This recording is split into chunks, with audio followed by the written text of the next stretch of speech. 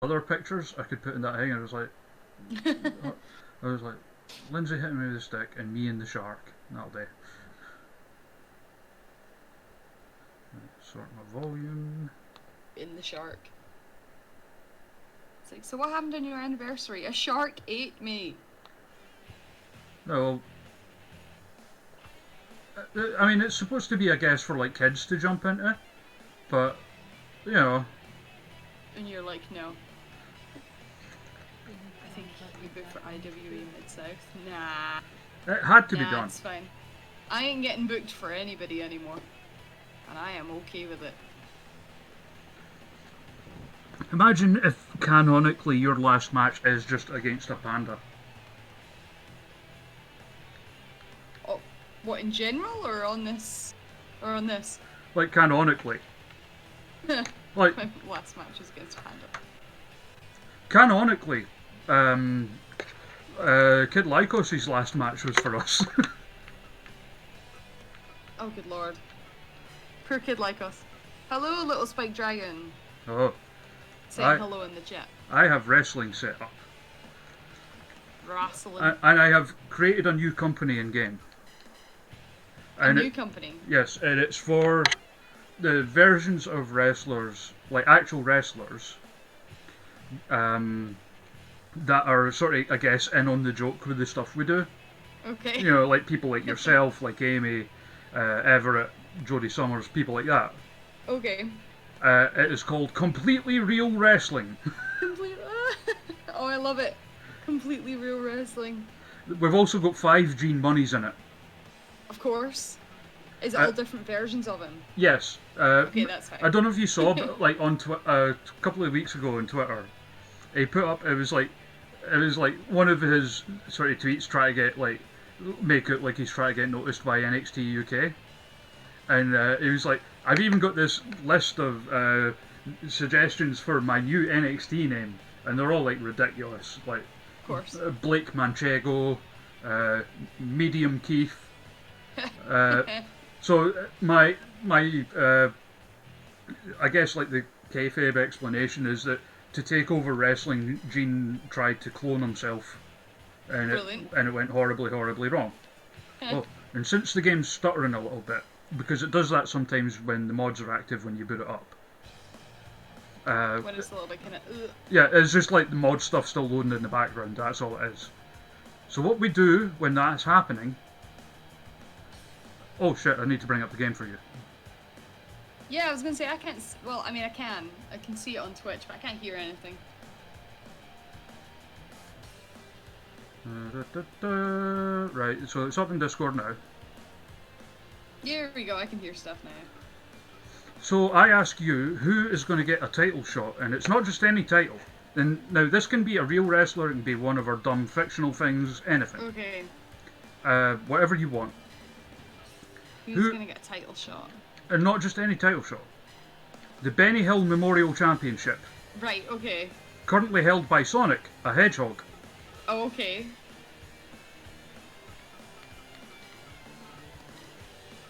I mean, am I allowed to put myself forward? Because I kind of want that title. Sure, I mean, like, hell. Like Aisha did, so... Oh, okay, well I definitely want to put... If Aisha did it, I'm definitely putting myself against Sonic the Hedgehog. There we go, completely real wrestling. Completely real wrestling, I love it. Yeah, I really, really do. And most of those names that you can see are just Gene Money. Yep, I'm recognising a few as Gene Money. And also Killer Colt Cabana, the deathmatch legend. Although I need to rename him Kishin Cabana. It's because you can see someone's made the face for him. Yeah. It's always grinning, even when he's bleeding, and it is the most terrifying thing. I was going to say, that's creepy. Right, we are good to go. Benny Hill Memorial Championship time.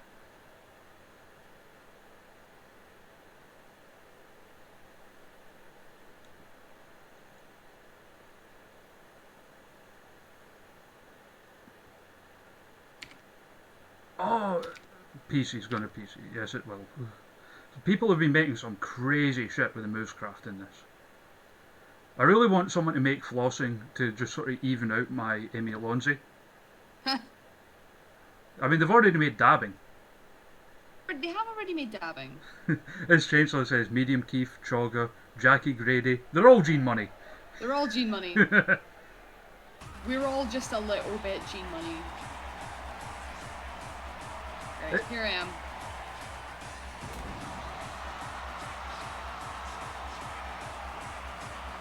Representing completely real wrestling.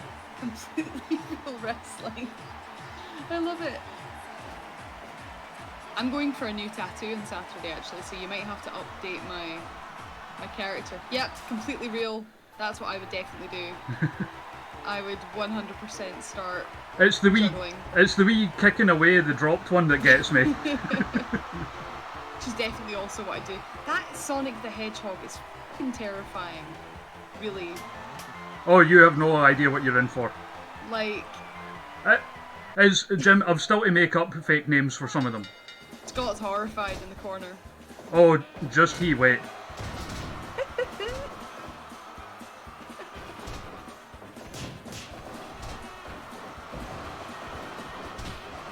This might be the quickest I've ever moved in my entire career. Because we do need to come up with a fake name for you as well. Ah, fake name. It took me long enough to come up with my actual in-ring names. Nice. Let alone fake one.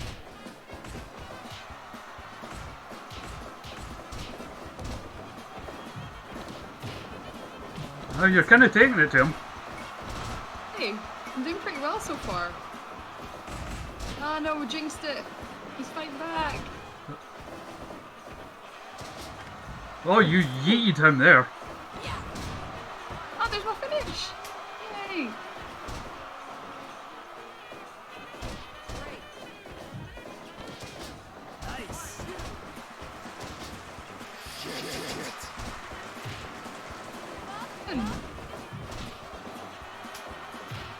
Come on, Jayla. You've got a light tube. Smash him. Or do that. Oh, Sonic's busted open. Sonic, yes! I caused some major violence on Sonic the Hedgehog, and now he's bleeding everywhere. This night has taken a really weird turn. I'm not gonna lie. I was always a Mario guy anyway. Scott just said, I bet that's fan fiction that already exists. I bet you Joe Hendry's horrified. Joe Hendry's just like, what is going on? Shit. Oh Shit. no! Shit. Fuck you, Sonic. I mean, he's a fighting champion. He's a fighting champion, but you know what? I made him bleed. You know what? That's fine. Made him bleed his own blood. I made him bleed his own blood. And it's not Sonic the Hedgehog, to be fair. It's Sonic, a hedgehog. It's decent match evaluation, though. I'll take that. 98%.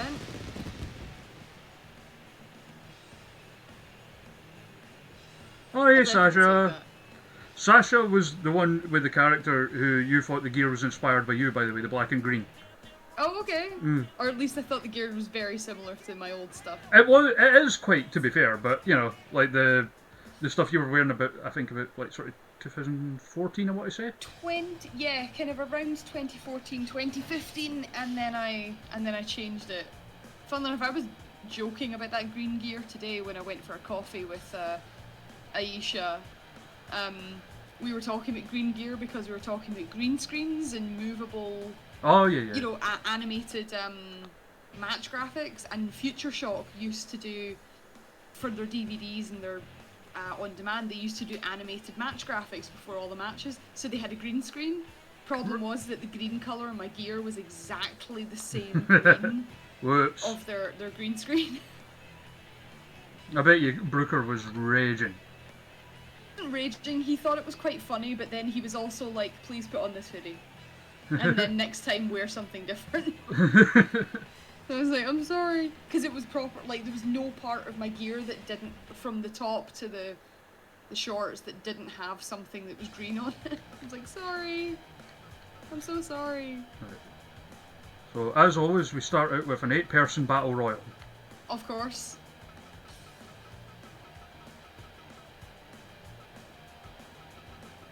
It's still loading slow a wee bit, but it's getting there.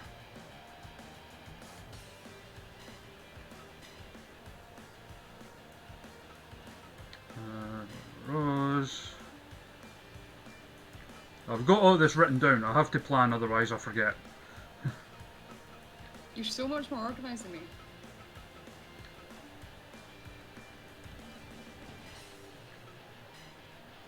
And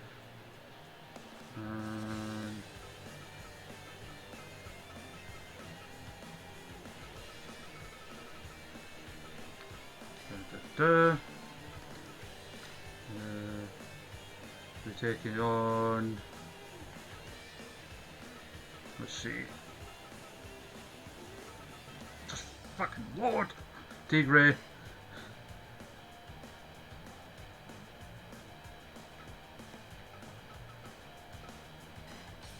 Spot Monkey.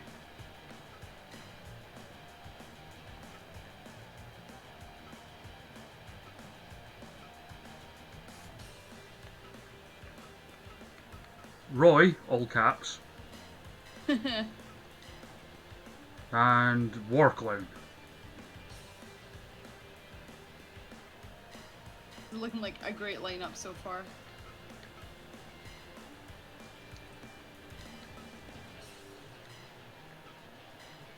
Referee in charge of the action. Judgmental. Yes, love judgmental. Music.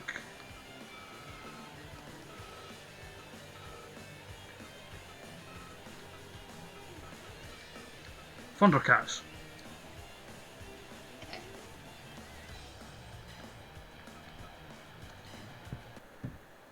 Wide opener.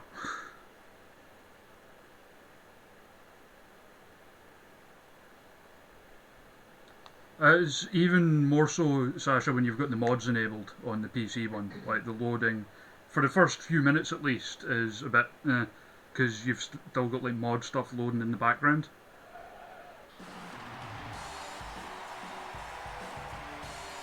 So this is Jim's character, created from the ground up by him himself.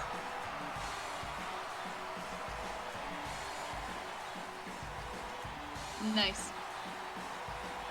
Oh, I mean, most of my characters you know by their names. Yeah, I'm just sort of looking at them going, oh yeah.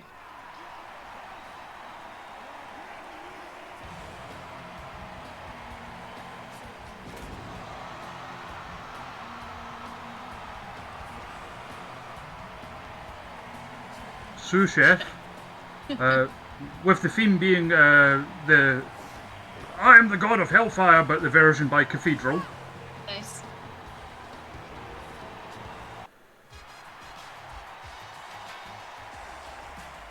Luna Rose, created by a friend who I don't think's in here tonight, but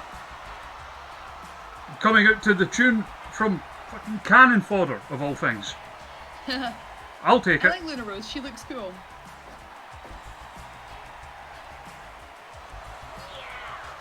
Da da da da. War. Music again chosen by me here. Well, kind of. Of course. They said they wanted Hot Potato by the Wiggles, which led to me finding out that the Living End covered it. And quite frankly, you know, I'm all for them doing high-speed covers of things like that.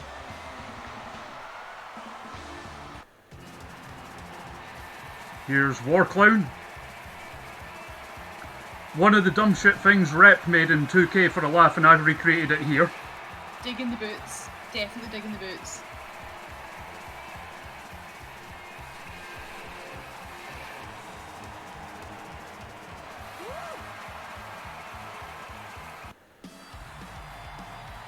Here's Roy. Just Roy. Roy, all caps. Ultimate underdog.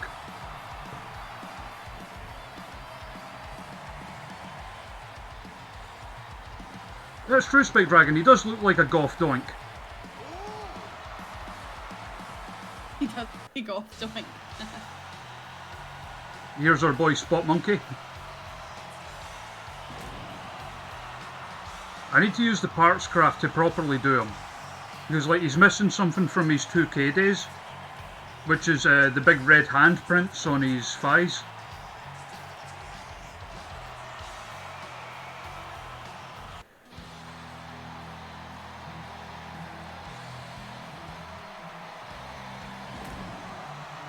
Integrate, and the winner will get a shot at something.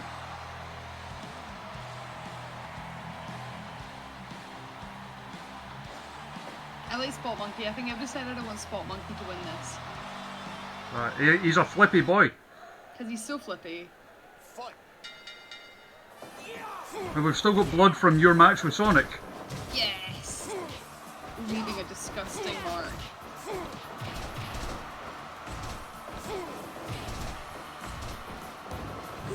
And as always, they're a bit chaotic to begin with.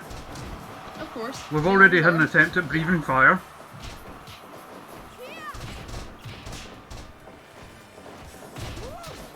Who was your favourite Thundercat?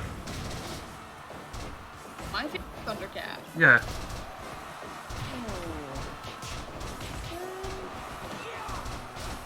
don't know actually. I don't think I really had a favourite Thundercat. I liked Panfro. I know. Yeah, that's terrible actually. I'm sitting here being like, who's my favourite Thundercat? I don't know. Of course, the real answer is anyone except Snarf. Yeah, I was gonna say probably anyone except Snarf.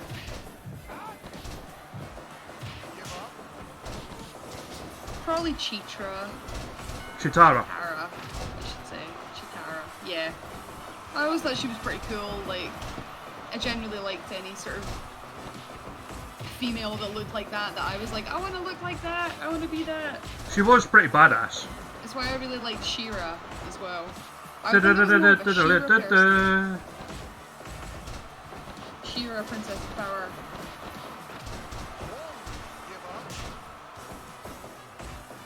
See, all that ever reminds me of is one of those projects that I never got around to finishing because, you know, that's how life works. But, Really? no, I was going to do Sarah a t-shirt based on She-Ra. Oh, okay. No, I love She-Ra. I thought she was really cool. I also love Gem and the Holograms. Oh, yeah. I actually watched those cartoons more than I did Thundercats. And I like Thundercats, but like Gem and the Holograms, they were awesome. I would love them. And there was a band in it called the Misfits and they somehow didn't get sued. Yes! I know, right? Obviously when I was a kid, I didn't think about that, but somehow they managed to not get sued. Somehow I mean, Glenn this is the exact Danzig same- didn't just show up at their door. Right? Just be like, excuse me guys. Think we've got issues. I'm trying to think what other kind of like late 80s, early 90s cartoons that I really liked. Someone asked me about the raccoons the other day on my stream. That might actually have been me. Was it you? Maybe. Did you ask me about the I do raccoons? love... Because I like the raccoons back in the day. Absolute banger of a theme. What was the name of it? Run with us. No, it's a cartoon. Something Star. Brave Star. That's it, Brave Star. I really liked Brave Star. Because I remember Brave I was Star. really young at this point, but I remember my mum telling me, like, if I didn't want to eat something that she'd made, she was like, Brave Star would eat that. And I would be like, okay, fine, so I'll eat it because Brave Star would eat it. And I know that nowadays, I obviously know that's bullshit. Brave Star would not have eaten my mum's corned beef hash, you know, but... Mind how in the intro that one dude got chinned by a horse. Yeah, right, he's dead now. Like, if you get chinned by a horse, you're probably going to die. Do you remember Dino Saucers? I do, yes. And it had like the most... I don't even know if it was ironic or unironic, but the most hilarious intro ever. And like the big bad guys called like Bossasaur and shit. Yes. Like, yeah, his horse basically was a person, and he was awesome. Although I used to really like the was it the Moomins? I used to really like the Moomins, and I didn't think much shopping. Da da da da da da da da da da da Here da. we don't really think much about them, but then I went over the way, and they're still huge in Japan. Like you can buy Moomin stuff everywhere, and they're a bit weird. It was like Finnish or something, right? I think so, yeah. Or like Icelandic or somewhere like that. Yeah, but there's like shops dedicated to them and stuff. You know, like we have the Disney store. Oh. Parts of Tokyo have like the Moomin shop. Joanna would love that. So weird. There was an episode, and it still freaks me out of the Moomins, and it was like this weird, big, like black mountain thing was coming after them. They had this glowing shell, and it kept hurting Moomins. And obviously I don't remember it exactly, because now that I'm saying it out loud, I realise how stupid it all sounds. But the point is, it freaks me out, man. There was like late 80s to early 90s children's cartoons had some seriously dark shit going on. Oh god, yeah. That, to be honest, if I watched that now as an adult, I'd be like, fucking hell. Someone, no, you cannot let your kids watch this. Especially like, you had those like, those kind of like cartoon movies you used to get. Like, one of my favourite ones was and still is Rock and Roll. Okay. I love that, and oh, I've not seen that in so long. I believe, because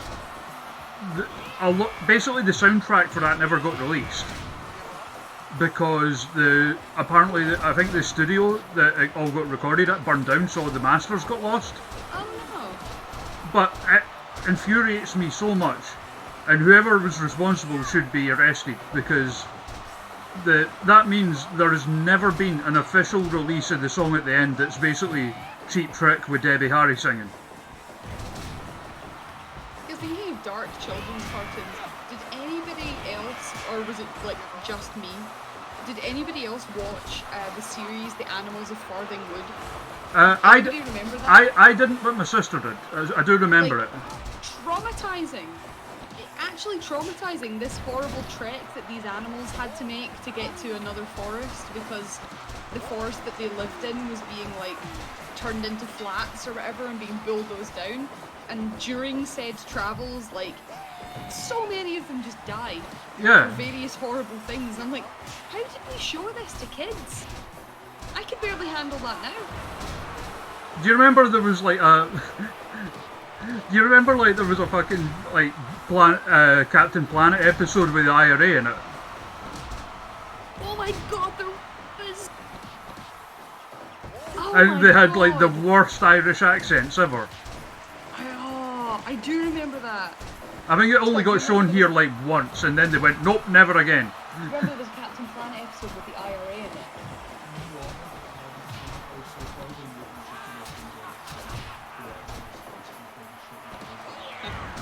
So Scott says that he remembers the Captain Planet episode, but he's never seen it, and that the Animals of Farthing Wood was just The Walking Dead, but we are responsible. Yep. I'm sure the Captain Planet episode's on YouTube. I'll have to look that up. Oh my god. The accents in it are so bad. He's currently watching episodes of Deep Space Nine, so we'll look it up on YouTube That's very fair. soon. But oh my god, that's right. There was an actual Captain Planet episode with the IRA in it. Fucking hell, children's cartoons. What are you all about? And that's the thing. This was like during the height of the Troubles as well. Like maybe 91, I want to say. Yeah, I wonder if it was their way of like, hey, let's educate the children Yeah. into what's going on. No, don't. Just let us watch nice things and, you know, not have to worry about animals getting mauled and the IRA and the planet dying because Captain Planet, and they have to mention the planet dying. I mean, I get that like they were trying to educate kids and have them care about that kind of stuff, but sometimes you just want escapism, you know? Sometimes you just want to watch some cartoons. Sometimes you just want to watch big robots battering each other. That's it. It's kind of like when, with the X-Men 90s cartoon, it's kind of like when they started getting into like deep philosophical discussions about prejudice and essentially mutant racism. And But Then again, that is literally what X-Men was based on, to be fair. I know, but at the same time, when I was like a kid, I was like, I just want to watch Wolverine do things and call each other bub. I miss when like the big baddies used to use phrases like bungling boobs.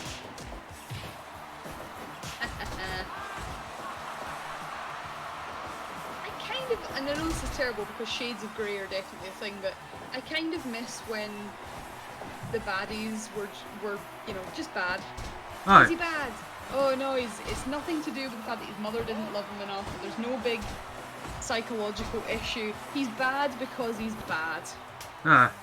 Because it teaches children that, you know what, sometimes people are arseholes just because they're arseholes. Yep. Just, we need to teach kids that more often. Yeah. And sometimes it's just okay for, you know, Batman to chin them.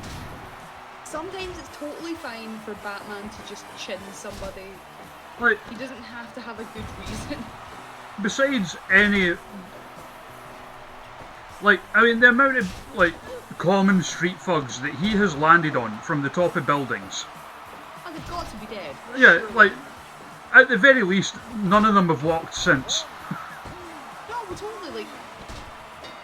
I always think that when we're playing, like, if we're playing Arkham Asylum or something and you watch them and you're like, okay, I know that he's knocked them out, but really... That's at the very least a concussion. Yeah, like, I mean, for some of them you're like, yeah, he's knocked them out, but it's like, you know, they're never gonna walk again. Yeah. Maybe it would have been better if they died. Some of them he's just caused horrible paralysis to. Long-term unemployment, never work as a henchman again. Always puts me in mind of the Austin Powers scene. Where like the first Austin Powers film where like he runs over to the henchman and then it cuts to like the wife getting the call at home. Oh my god, yeah! How line is that, Chainsaw? Because I haven't gotten that far in the Injustice 2 story mode just yet. I don't think.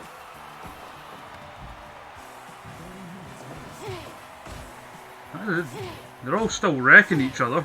They are all still wrecking each other, and there's still blood all over the canvas. It's just, come on guys, it's so unhygienic. Get flung. Hey! Oh no, back in.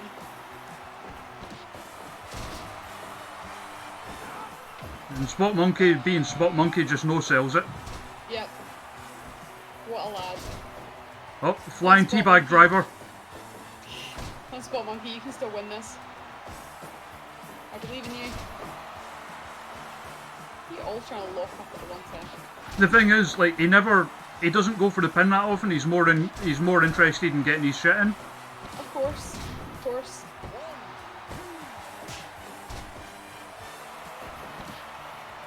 No, I want to pin him, she says. Ha! They both want to be the one that pins Spot Monkey. Like, just, I want to do the pin. Community Destroyer. Did not get the pin with the big standy boy though. No.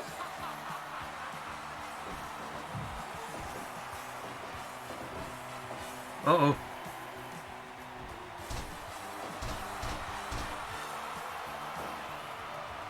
Oh, he's out on the apron. What's he going for? Nothing. She kicks them both in the dick. Bounce. Something twisty. Oh, so many spots. Oh, Spot Monkey. Suck it.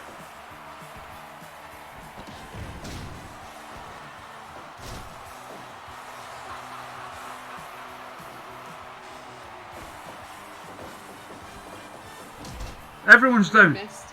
Everybody's down. Oh no.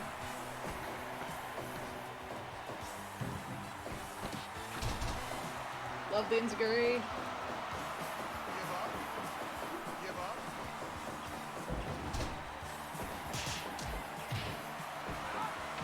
The fact that they all keep going to lock up just blows my mind.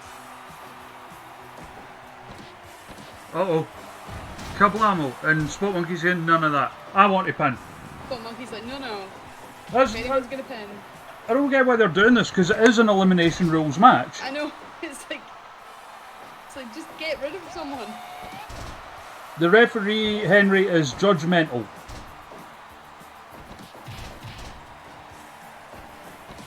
Basically Judge Dredd, but with horns. Oh no!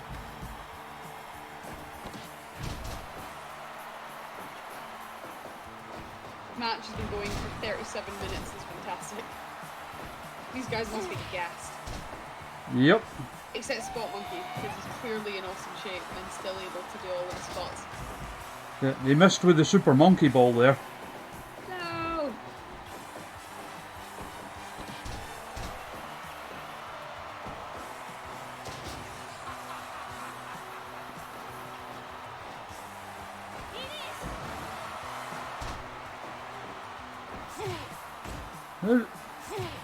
Come on, someone do a pin.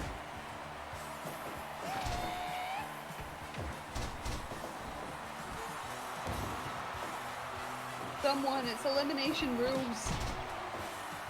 This lack of psychology is upsetting. Well, it is a Spot Monkey match. I know. And I have made him like that on purpose, like, it is the joke of the character, so... He doesn't go for pins, he just, he'll just keep doing spots.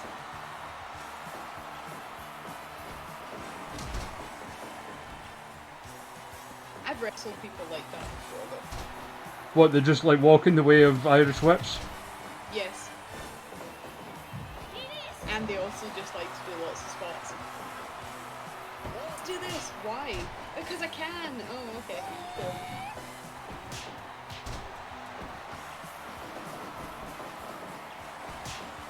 Cool. Oh, smacks him upside the head. Cutter!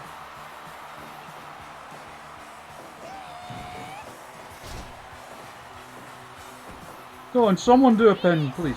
Cutter! Could be it. Fuck's sake!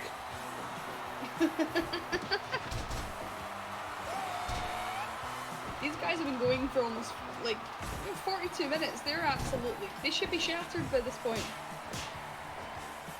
Is there a time limit to this match? Nope.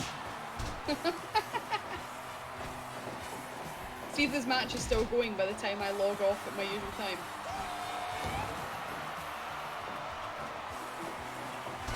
Oh, low blow. And the crowd are chanting, fight forever. Not on your life. They just might.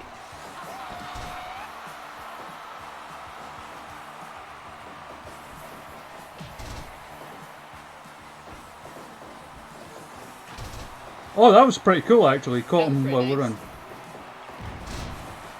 That, less so. Destino! Ball Monkey, just pin somebody.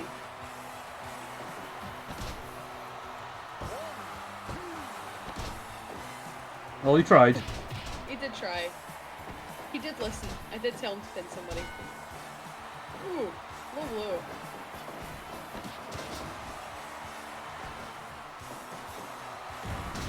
Oh, jeez, he's hurt.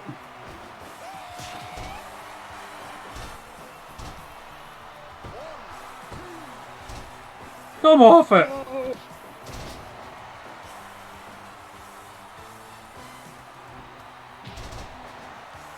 He's still going for stuff. What a champ.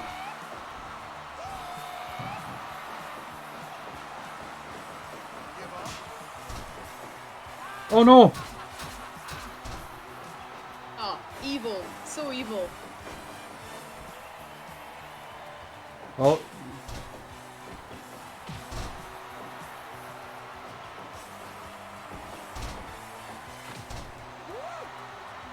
Oh, he was very amused by that. You fool!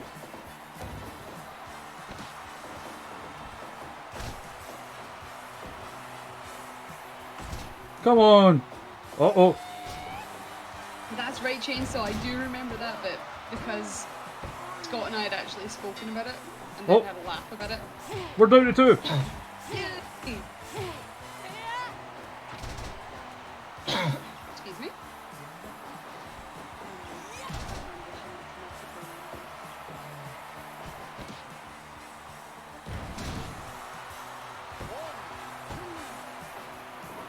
Ha! Come on, Spot Monkey, I still believe in you. Should probably go for pins though. The banana splitter!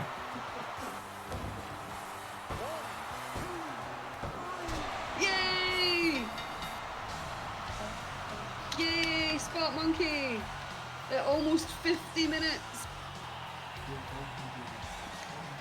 Yay! He won it with the banana splitter. He won it with a banana splitter. That was actually quite a good finish. Alright. 100%. Well, it was a Spot Monkey match. What a guy. Next up, Yeah, that was a long one. tag team match, player. Gonna have ourselves a tag team match, player. Let me holler at you, player. But it's, yeah, that was a long match. Right, so for the simultaneous championships, Simultaneous championships. they'll be taking on the Deutschmarks, Brilliant. who are in no way a rip-off of the Young Bucks. Oh, no, definitely not. They look very original. So original. I mean, there is the other two members of the faction as well. Klaus Ultima and Otto Bannon. Oh yeah, definitely. They are so original too. Tornado. Oh, da, da, da. No rope breaks.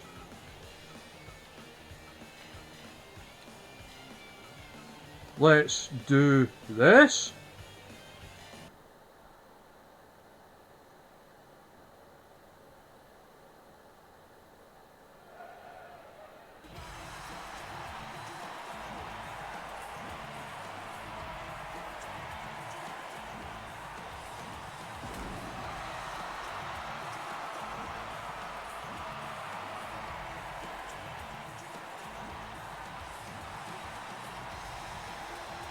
I can assure you that Emil Zinger has a much better hairline than Nick Jackson, though. He doesn't need that headband, he just likes to wear one. He just likes to wear it. Also, riff.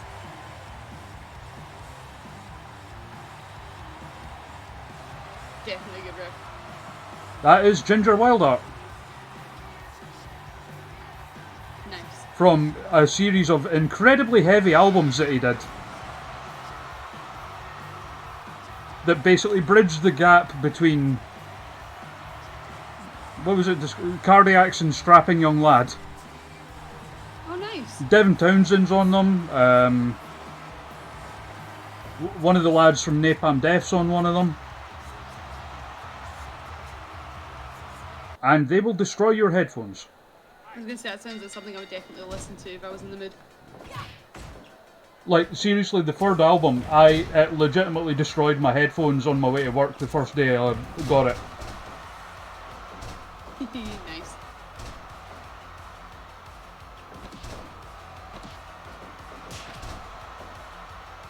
They don't make it like an actual tag rules, it always just ends up like tornado tag. I love the tornado tags. And see, the Deutsch Marks were trying to make it Kicktoberfest already.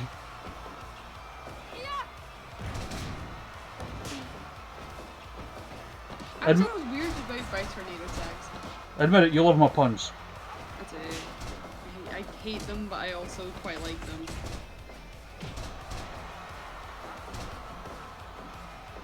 I still remember one of the first tag teams I made in the 2K games. I was just randomly throwing tag teams together. We had a tag team that was like two Sheamuses. So I gave them like the old Usos entrance with like the Siva Tau at the beginning of it. And called them the Shame Usos. We had the randomly drawn tag team of Colonel Mustafa and the Honky Tonk Man. Nice. That's random as hell. Can you guess what I called them? Go on. You're gonna love it and hate it. Okay. Chic, rattle, and roll. Oh god. Get out. We had we had the Buddy Cops, The Buddy Cops, okay. which was Biggie and Buddy Murphy. Okay, yeah, but- that makes sense. But instead, they were dressed like cops. So instead of course. Biggie, it was the Mountie. The Mountie. And I'll tell you what, the old prancing entrance of his, that set to the Mountie theme, works. Oh, no worries, Sasha. You have yourself a good day. Bye, Sasha. And Buddy Murphy was dressed up as the Big Boss Man, so he was Murphy's Law.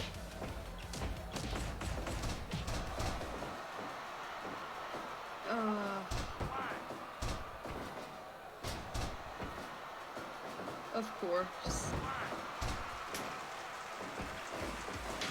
I tried to make what was it? Like a Kenny Omega Mega Man thing as well. But like he was the Irish android Kenny Omega. Kenny Omega. Yeah, I dig that actually. That's a pun I can get behind. Why is that one okay, but like Chic, Rattle and Roll isn't? No, Chic, Rattle and Roll just... I don't know. I think I've heard way too many kind of fun tag team names in indie wrestling as well that just make me sad. They just make me so sad. Now, names that make me happy are all of the kind of Christmas themed shows and Halloween themed shows that you get around the UK that have like pun based names towards Halloween and Christmas. For some reason, those I can tolerate. You know, like Fight Before Christmas. I had like a few Halloween spectaculars. There was like the first one, which was because they would all have subtitles related to wrestling Of course. and give everyone Halloween outfits and stuff. Of Like, course. because the first one was called "It's the Great Pumpkin Charlie Haas." The Great Pumpkin Charlie Haas. The second one was Alex Shelley's Frankensteiner. Nice. Can't remember what the third one was.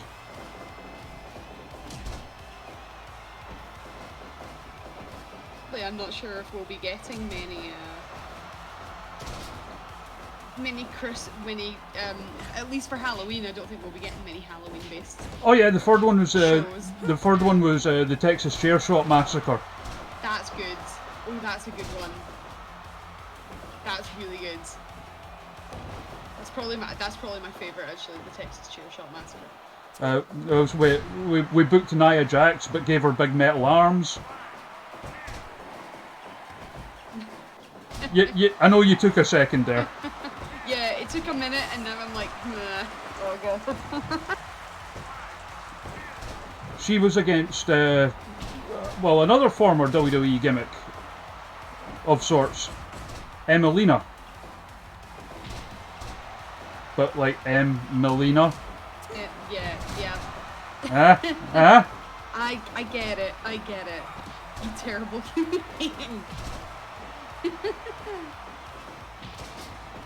Oh no, that was nowhere near the best one. Oh god, there's more, isn't there?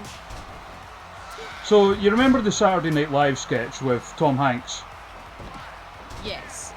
in the elevator? Yes. Devitt S. Pumpkins. Oh no. And you better believe I made Gallows and Anderson the skeletons. Oh no. Oh my god, of course she did. Of course she did. Of course she fucking did. Well, so I turned Eva Marie into an Eddie Guerrero gimmick. Ugh. No, hear me out. Okay. Eva La Raza.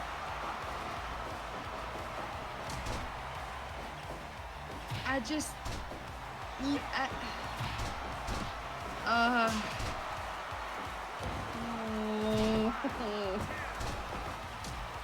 Get out. I think it was that one that actually Chainsaw that Sasha saw and liked it on Twitter. Believe it or not. As in Sasha Banks liked it. Maybe she was like passive aggressively liking it, where she was like, "Oh, you bastard, that should have been me, but it's funny, so I'm gonna like it."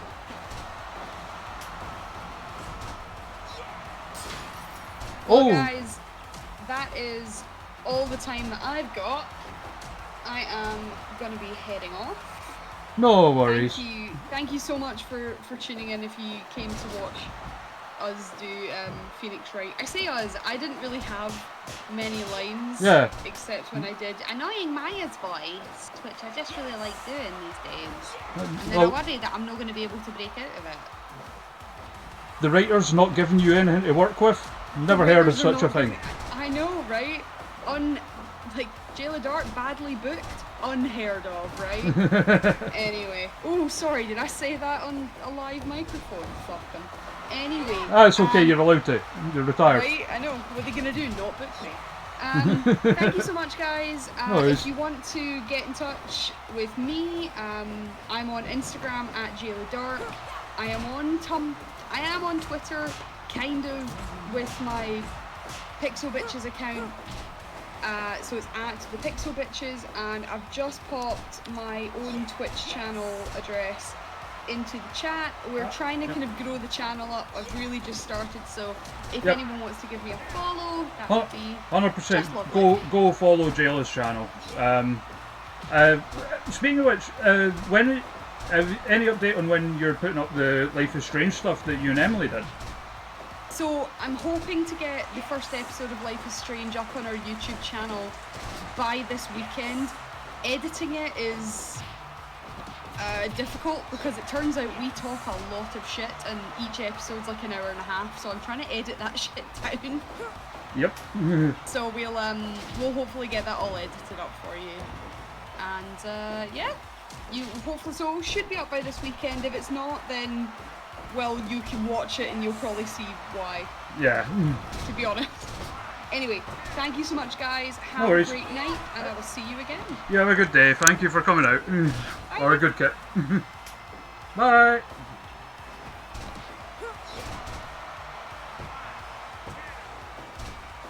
Why is no one being pinned?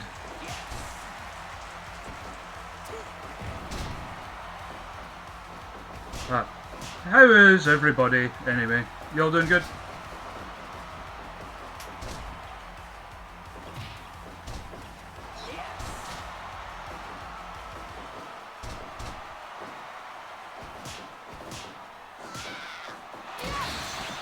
Uh-oh. Was that a double pin?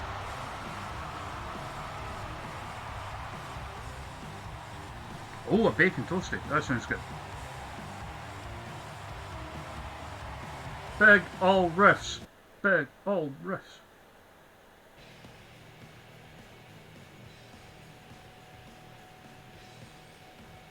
That...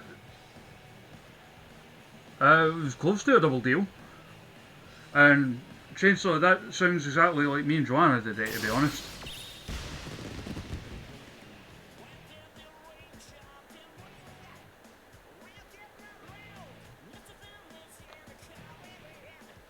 So, without further ado. Yeah, well that's 2 KO for you. They're back, baby. Let's scroll down.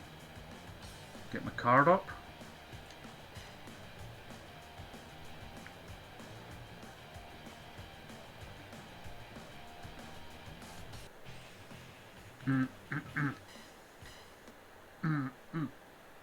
Yeah, Jayla's stranger usually. She usually plays Far Cry 5, which I have no real following with myself, but it's like a series I just never got around to. But it looks pretty decent.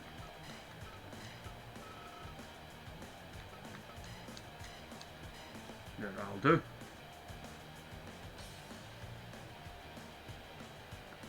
That'll do. Pardon me. matches time. So your first match. In Fallon Rabid.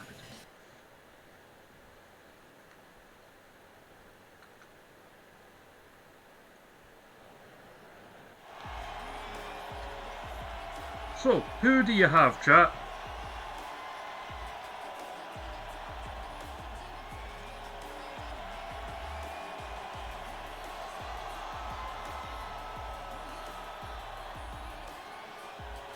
Let me see, that's a pretty poor record. Currently held by Fallon. But then, same holds true for this man. In both cases, they've been performing well, just not getting the finishes. So this could really affect the outcome of who gets the wooden spoon.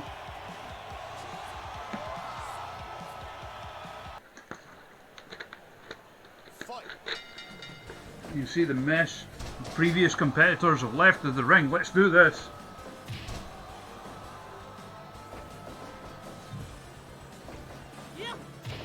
Also, it's not just me, it's roasting, right?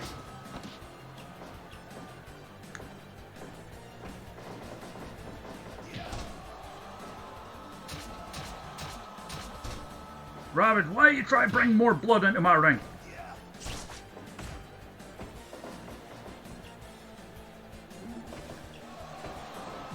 Well, I will be making the face, or remaking a face paint perverts stable in completely real wrestling. Which will be like Rosemary and anyone else that comes in that wears face paint. Hey, birthday girl. Hey, you.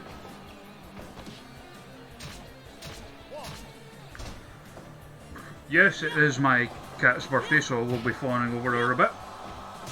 Hey, pal.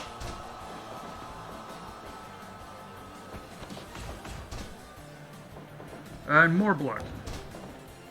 My Danhausen has a first name, it's Osear. My Danhausen has a second name, it's Danhausen.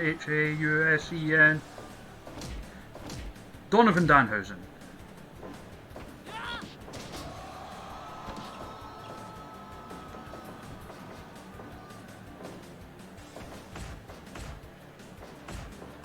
There they go, trading them shots. Rabid coming out on top.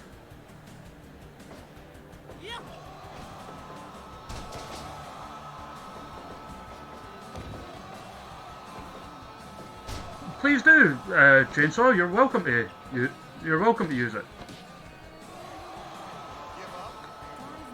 No, it just sounded like that because of my accent, Chainsaw.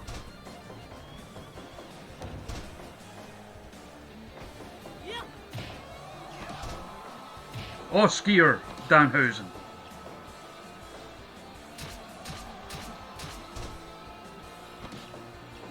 Now, who is ready for Oskier?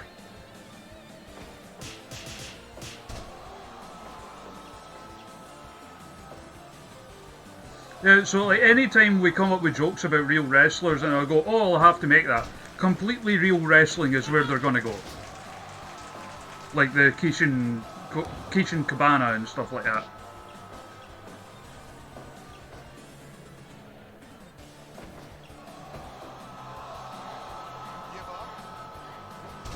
Went for the octopus stretcher.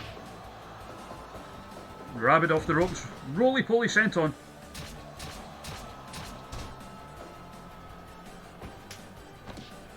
Oh god. Straight jacket brainbuster. Into an anaconda vase.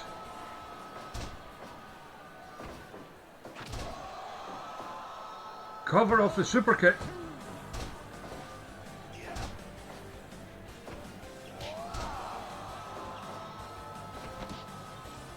Oh no! Fork!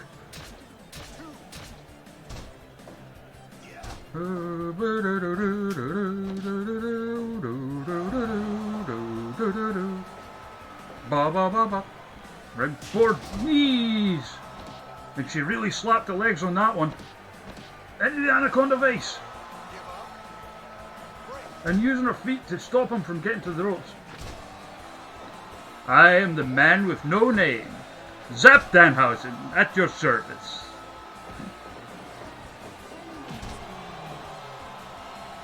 She is a mess, still going for the cover though.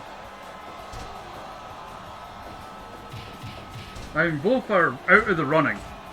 Like, there's no two ways about that. But a lot of pride at stake in not being bottom.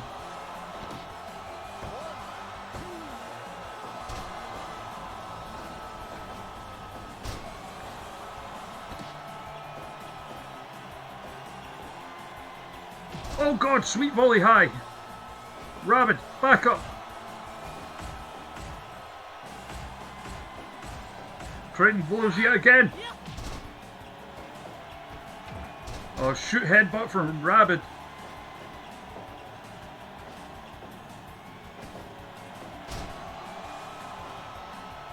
Gets in a beautiful snap suplex. Goes for the vice again.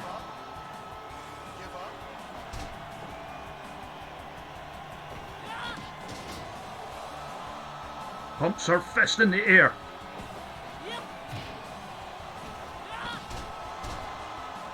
Codebreaker.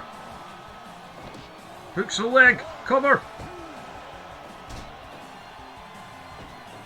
And if she can get the win, this would be her first week. A win since week 1. Since night 1. Rabid straight up trying to kill her. But she's not staying down. Thrown out onto the apron. That psychopath Rabid trying to catch his breath.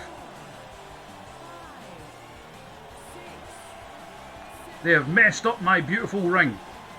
Make of that what you will.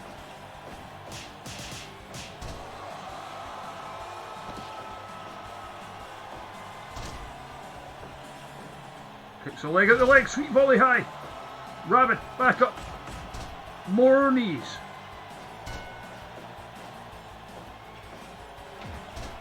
Oh god, a shoot headbutt. Any a heel hook.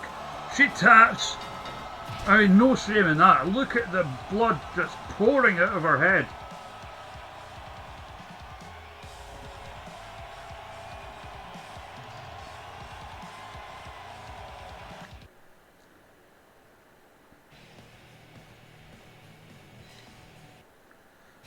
So who is next?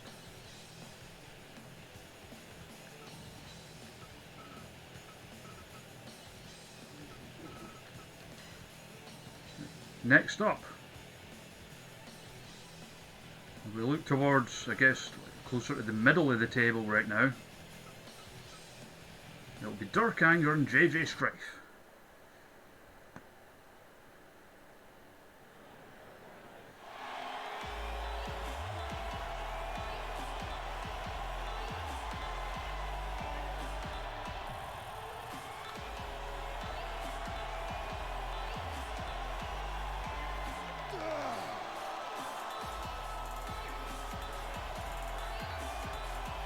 As we see, he's on 8 points, so he is about mid-table.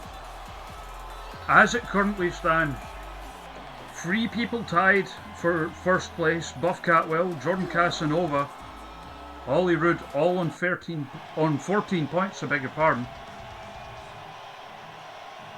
If they finished level, Jordan Casanova would of course finish above Ollie Rood by virtue of having beaten him. Neither of those two have yet faced Buff Catwell.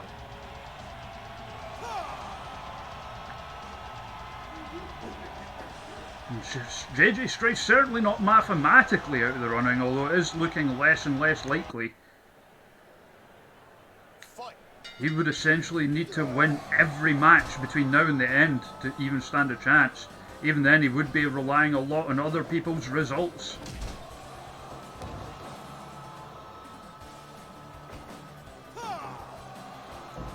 Big suplex there from Strife.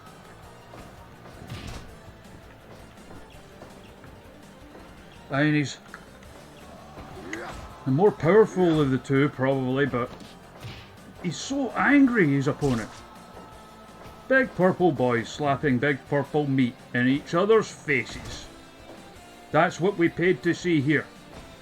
I think that's why 2K banned us. Looking for the Wind Waker already. That rack swinging neck breaker. He's so big. Locks into almost a rear naked choke, but too much fight left in both men for something like that to end it right now. Oh, here they go, here they go. And it's Strife gets the best of it. Big elbow, my boy.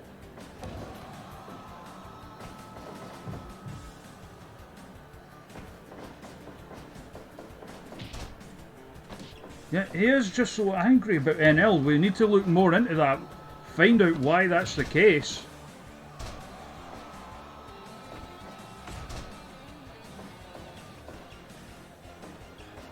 Maybe it's because, like, remember, like, when they first had Evie on, and Johnny was like, New Zealand, Australia, what's the difference? Maybe it's that, because he is from New Zealand.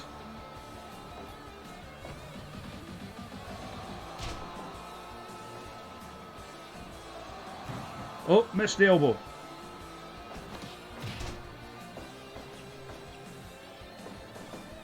Ah, no worries, Henry. Tie up against... Oh, small package.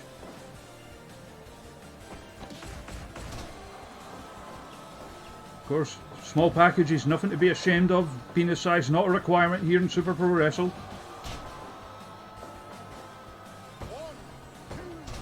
Gets a 2 count. Oh, big beefy boys bumping me again. Oh, devastating straight combo from Strife, but he's too close to the ropes on that pinfall attempt. Falls in with the headbutt. Big vertical suplex, but the strength it must take. I mean, Strife around that 300-pound mark. So the strength it must take out of him to do that. Big boy!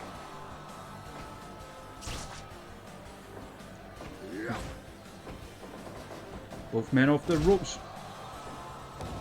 There's that falling headbutt again. He'll be doing some damage with that. Oh! Missed with the splash. There was the muff dive from Dirk Anger. Charges in with the big boot, but he needs to recuperate. Master Sword, and that'll knock a couple of inches off your height. Manages to get the shoulder up though.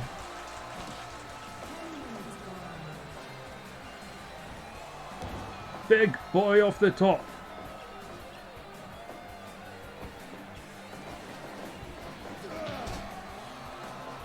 In with the lariat. Kokeshi style headbutt again. Ba ba ba ba ba ba. Fisherman neckbreaker. Oh, headbutt back of the head this time. Strife could be just fighting on instinct at this point. He must be dazed. Gets the discus and gravy off.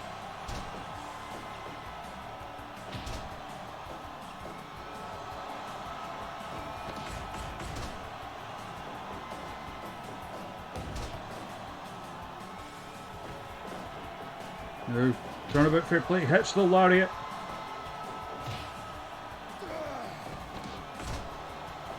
He's just so angry.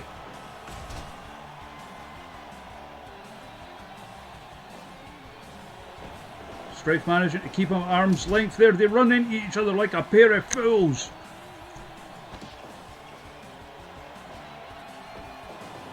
Drags him from the ropes. Big lariat there. Hitting the ropes again. Another. Oh god, the fisherman buster, but Strife, he's had enough. He was up before Dirk was. Scoop and a slam. Came too close to the ropes. Widow's Peak. Does not get the job done.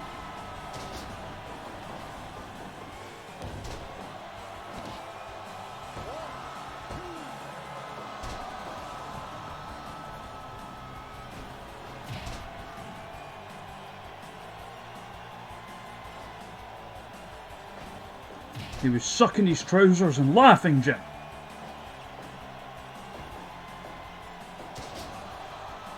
Fisherman neckbreaker.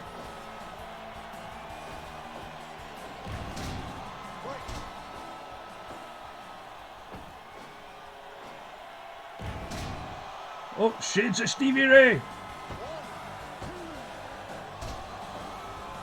Still cannot put Strife away.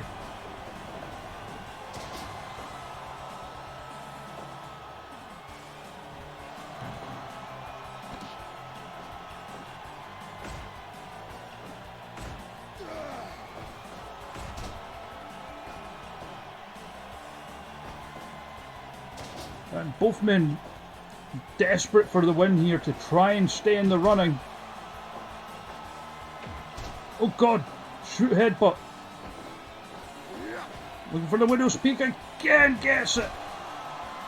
And surely that's all. Surely this is it.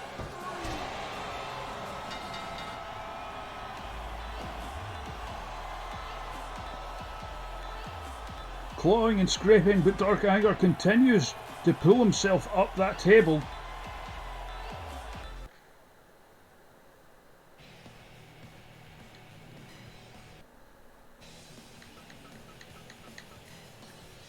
What match do we have next?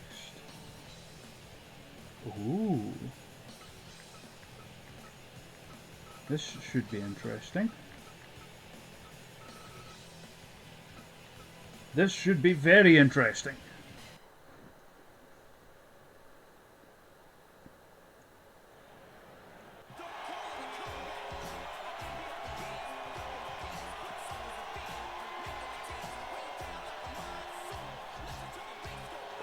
Listen to the bass go bomb.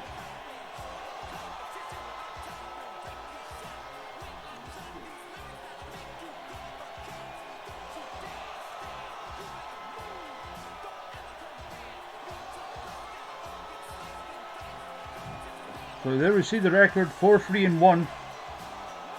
Certainly respectable, doesn't have him far off the top.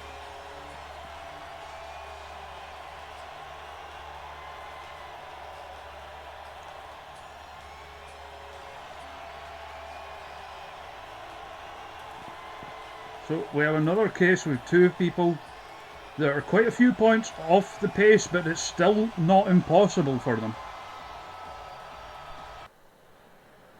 So expect to see two people desperate to win here. Sasha trying to do something with the jabs. Ansonii had them dodged.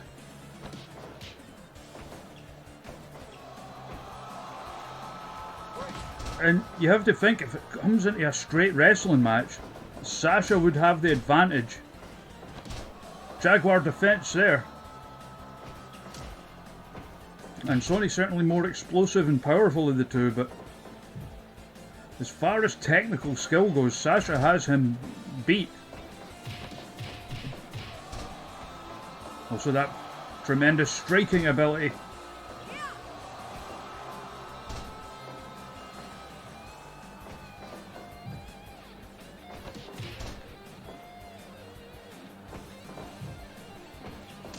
Kicks the leg out of the leg.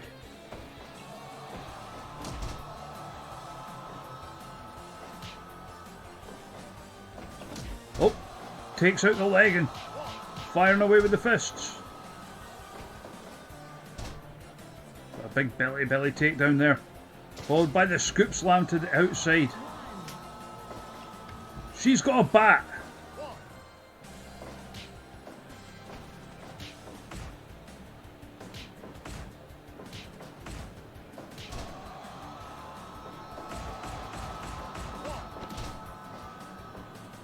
Only one.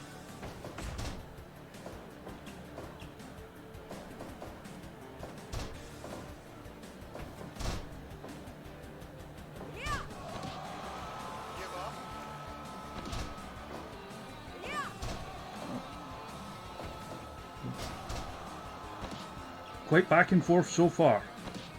Deadlift suplex there. Sasha just popped straight back up. Tough competitor, make no mistake about that. Ankle lock was too close to the ropes. Oh, knee to the gut. And just firing with the fists to the back of the head.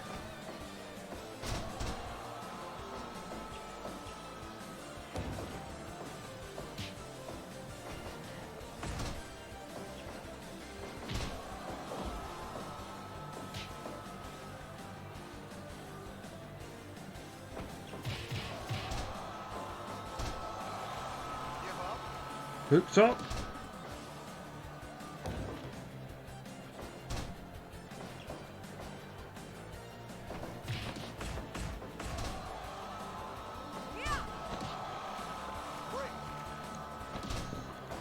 And she's so good at those submissions, even not putting it away, knowing that they're too close to the ropes. It does wear them down, it does tire them out having to stretch to make the ropes.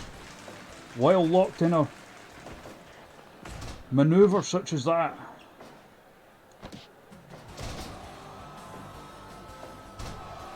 Deadlift suplex, just no-sold it straight into a heel hook. Sends Ansonii into the ropes. Fujiwara armbar. Nope. And he got the fists up. There's so much damage being done, especially with these almost unprotected to the back of the head.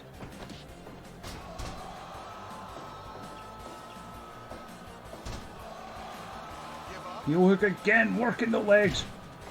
You could see him scrambling for the ropes there. Oh, hey, Gajira. Jawbreaker. And now he's trying to get to work. Big belly to belly there. Lariat and elbow. Oh God, the lit hammer!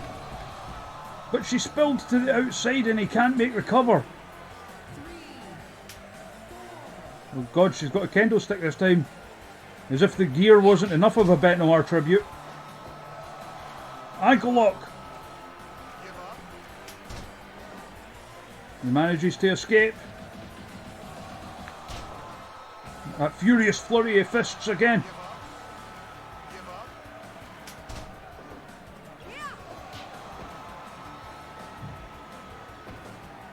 Oh, hoisting her up top. What is he going for here? Oh, she goes to the eyes. SDF. And every time forcing him to make a break. It takes more and more energy out of him.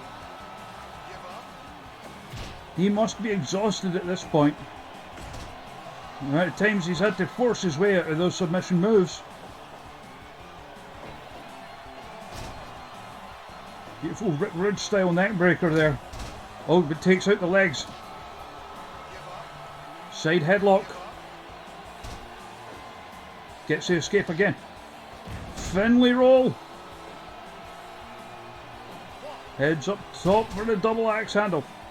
Straight back up, double stomp. Irish whip now. Oh, but got caught. Guillotine choke. And even though the break was made because they were at the ropes, again, that'll be still be taking oxygen out of them, still wearing them out. Big back suplex there. Oh, locks it in again. Much further from the ropes this time.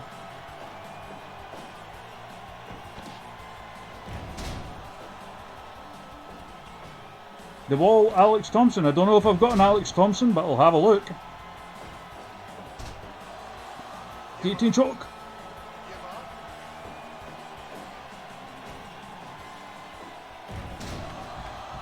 And once again. Oh, right, okay. Then I will have him. He hit the lit hammer again, but once again, the impact knocked her to the outside of the ring and stopped him from getting the pin. And that could be costly in the long run, especially with submission moves like this, doing damage every time they're snapped into him. Guillotine.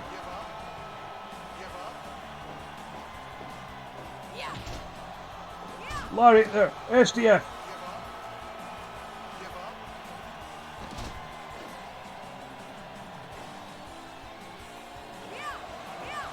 Oh, missed with the spear. You see Sasha getting tired now as he hits the Uranagi. Hit. Oh, hitting the ropes, but saw her getting up. She recovered. Manages to take the back into the crossface chicken wing. Guillotine.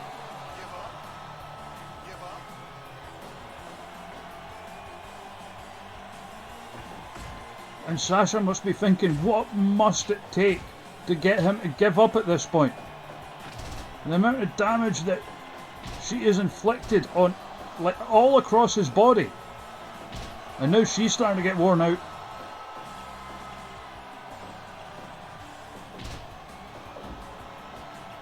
Whereas Ansonii seems to be hitting that second reserve right now. So this could be trouble for Sasha. But locks in. Crossface chicken wing again.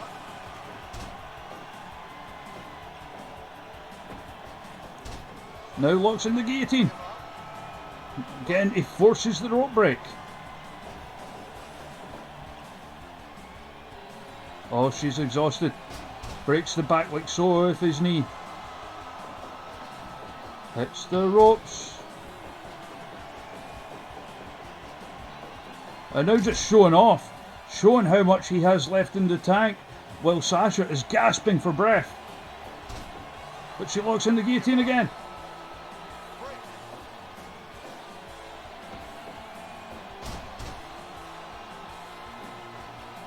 Her hauls her away from the ropes.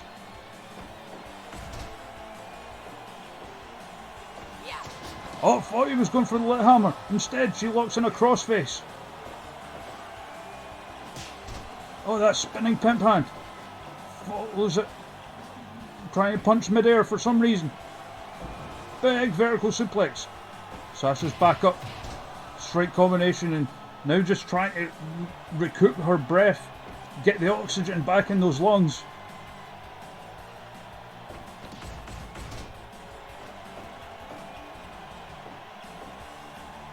As the time rolls on in this one, getting close to that 25-minute mark.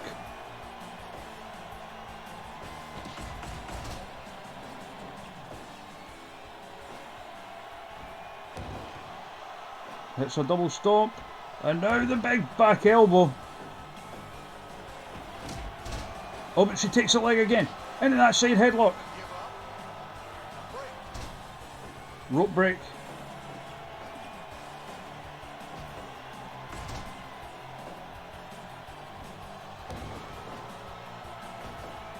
And at this point, I think Sasha really short on breath now. Just picking moments where she can, trying to lock in submissions. And hoping it can get the job done. We're past the 25-minute mark. Guillotine choke. She's got it!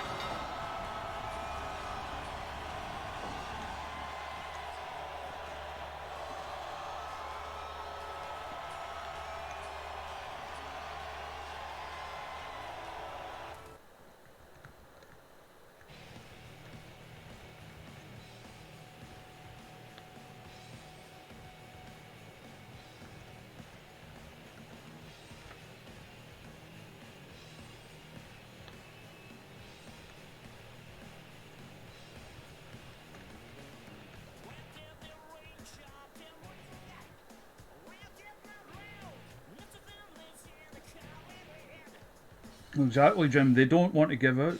They don't want to give up. Because they know how much is at stake and we're getting into the nitty-gritty of this tournament. And Mark is certainly not out of the running yet by any stretch of the imagination. But as it gets on, it's going to get more and more difficult to make up that point deficit. As next up will be JayBeeIye.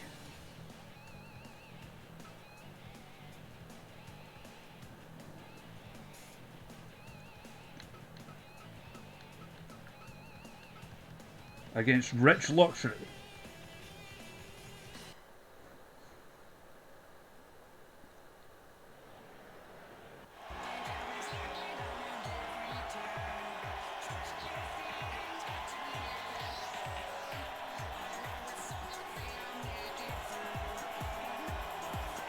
So Rich Luxury is currently in 4th place behind the 3 people joined at first. Oh, thank you for the host forever, Craig. Just one, Gajira.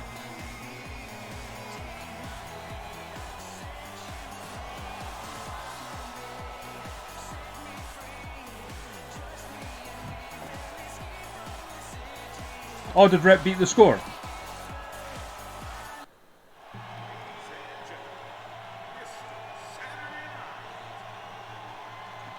It's mental. The stream's been mental these last few days. Like, we did this stuff at the weekend. Like, try to bump up the subs.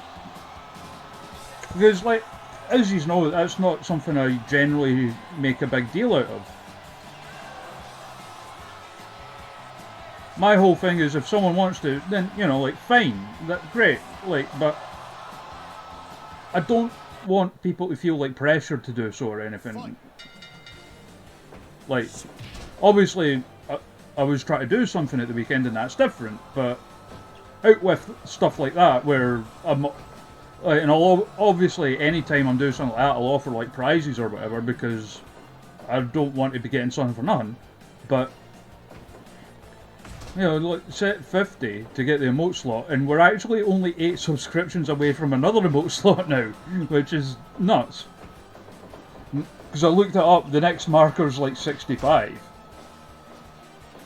It's insane, but it speaks to people's generosity, and I'm very, very grateful for it. Yeah, Jim, I mean, like, because, like, I'm not one of those, like, you see it a lot, like, a lot of channels, you know, like, people will just come on and they get subs just for existing, but that's because they've been doing it a lot longer than me generally, and they've built up that kind of relationship with viewers and stuff. And I don't see myself ever getting like that, because, you know, what I do is pretty niche stuff, and it's more like a casual little hangout with my pals, and I like it that way. And if I ever do stuff like that, I want it to be like, okay, let's think up a prize for people or something, you know? I have got, like, a bunch of Steam codes sitting in reserve that I'm, in all likelihood, never going to use, so let someone else get the use out of them, you know?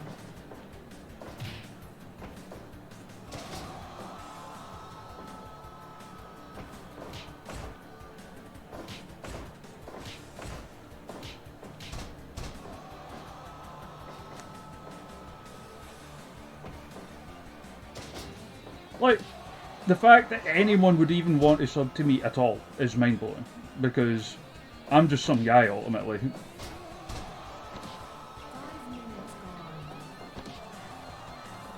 I know, you've been good with that, Craig, and I'm genuinely appreciative of it. Like, truly.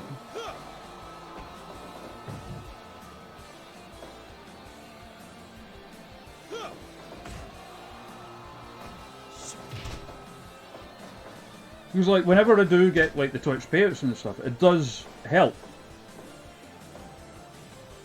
Because I'm like low income. I'm only able to work part-time because of my joint problems, so it does, like, help. Even if I'm, like, even though I'm on, like, the sort of lower end of, like, people making money off of Twitch, like, I'm always 100% like so grateful and humbled by it. It's just nuts.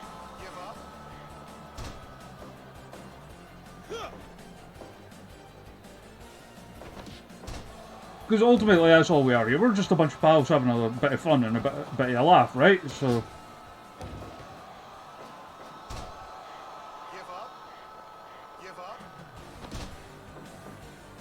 like, you watch, say, like, a New Legacy stream, and, like, oftentimes they can't even keep up with the chat because there's so much stuff coming in, because there's so many people, and I genuinely don't know how I would ever deal with that.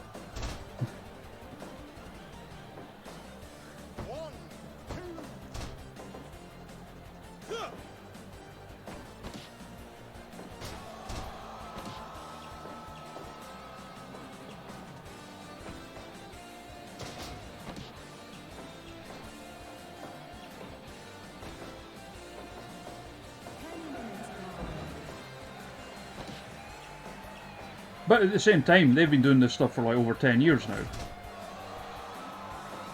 Speaking of which, does anyone know if they announced a date for Fighting Back yet? Like, I've got to assume... Oh yeah, I mean, you being as tall as you are, Craig, that will suck. I mean, with me, I'm like 6'1".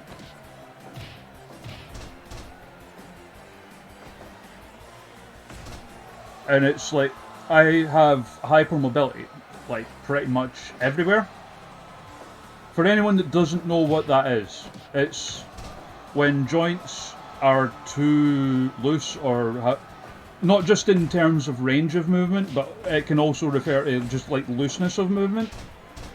So like I have that pretty much everywhere, especially in my hands and feet.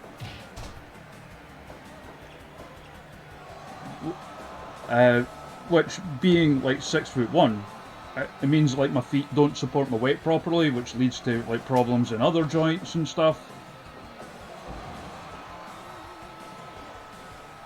I mean, if anyone doesn't know, it's the same thing that Randy Orton has in his shoulders. And that's why he gets so many injuries there.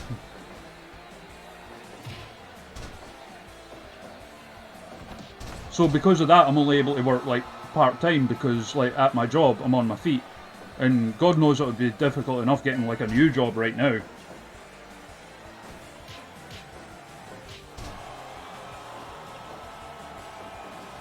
Yeah, that's Jim. That's how he.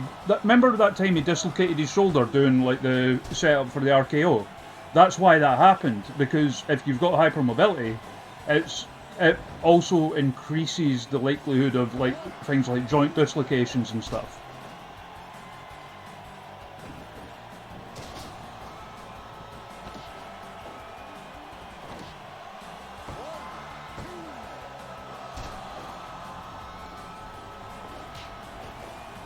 And add to that, it was only about like maybe about 2.5 years ago I got diagnosed, whereas I've been born with this, like I've lived with this my whole life.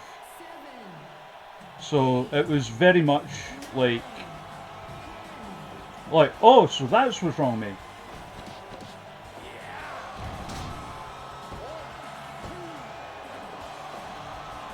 Because at first, for a long time, I thought it was just, you know, sort of general shitty joints. Because if you can name like a chronic pain condition or whatever, someone in my family probably has it.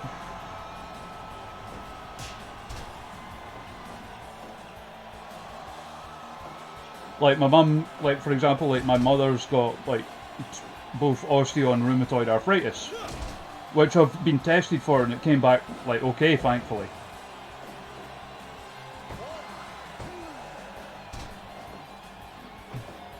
But yeah, and then I found out, oh, so hypermobility, so this is what's wrong with it. And but it meant that basically I'd been going through most of my life without any sort of like it's not something that can be cured or anything, but going throughout my life without any effective like sort of treatment or trying to work around it. Because like I've got pretty bendy like fingers, and like my hands, as I said, my hands and my feet are pretty bendy, but I thought that was normal, because I don't exactly make a habit of going around looking at people's hands and feet, you know what I mean? I'm not some kind of like, you know, extremity pervert.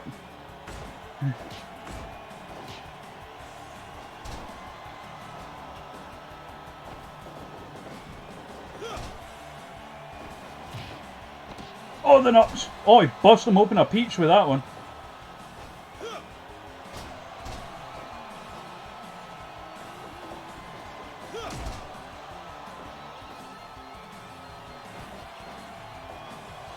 Oh shit.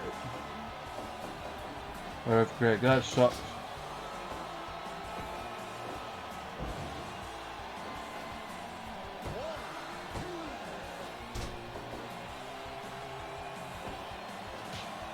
That sounds kind of like one of the variations, to an extent at least. It sounds like the thing I've got is like the proper name for it is Ehlers-Danlos syndrome. One of the main sort of things of which is hypermobility. But there's like 3 different types of EDS. So like, there's what I mean, and you'll have seen one of them, because like there's one of them which is the one that I have, where it's like essentially about the connective tissue and joints, where that's the problem. But there's also, because it's all tissue related, there's another variation of it that's, you know, those people that can like grab a bit of their skin and like pull it out and it stretches out really far. That's like one of the other variations of it, because that one affects the skin tissue. And there's the third one, which is the one that you really don't want, which is the one that affects organ tissue, because that can like really mess up your organs. And I've just noticed this one's went over 25 minutes already.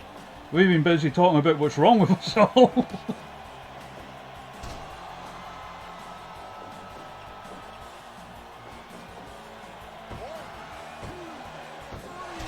JayBeeIye gets the win with the spinning rack to pancake.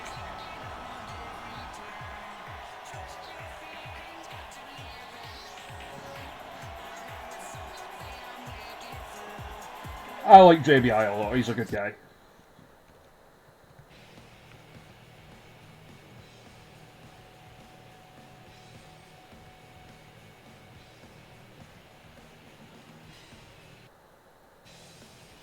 Next up. This one should be good. Another upper reaches of the table clash. Elijah King going up against Jordan Casanova.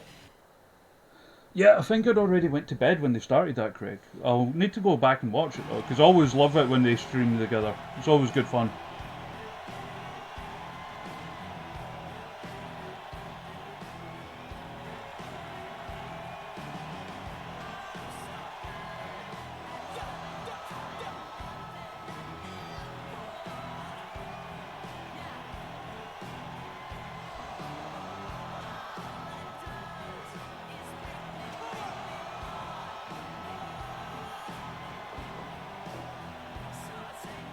Elijah King. Anyone that doesn't know, created by Rep, by the way.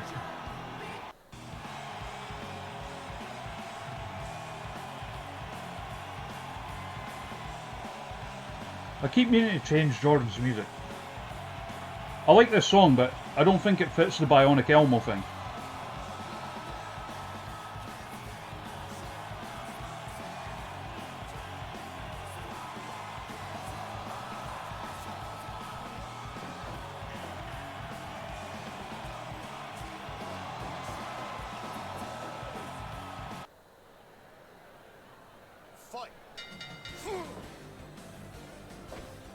I was actually considering changing it back to what we had him with originally in the 2K games, where he's like this sort of pimpish character, and it was Lady's Choice by the Stone City Band. Absolutely, British. Chuck me the link in the Discord. Yeah, Jordan is currently joint top, along with me and Buff Catwell.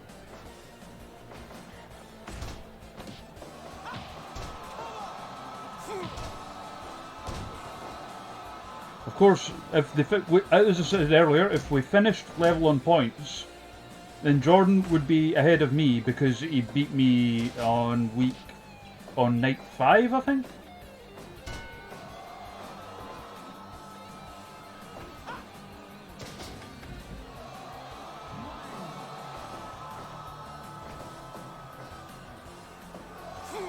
Oh, Gory Bomb Shades of Kaylee Ray. How are y'all doing anyway? Like, and I mean, like, generally, genuinely, because I know, obviously, lockdown. Oh, that's no worries. British, just send me it there.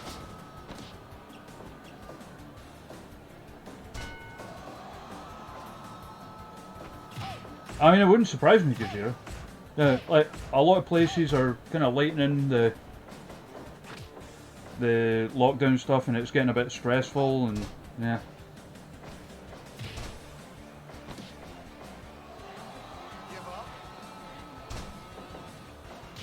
I mean, like, my work are dealing with it okay. Like, they've been taking the precautions, they've put up, like, the perspex at the counters, always, like, plenty of masks, and, like, hand sanitizer and gloves and stuff. I mean, a lot of people, because, like, here in Scotland, if anyone doesn't know, like, here in Scotland, masks in public places, or enclosed public places, masks are mandatory right now. Unless, obviously, you've got some kind of condition that precludes you from wearing one.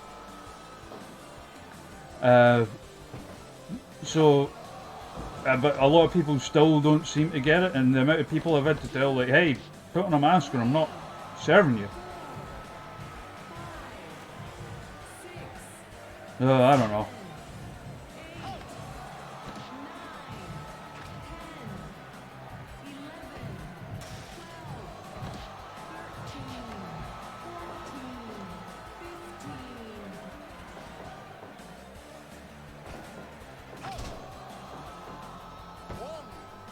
Oh, sweet, Craig.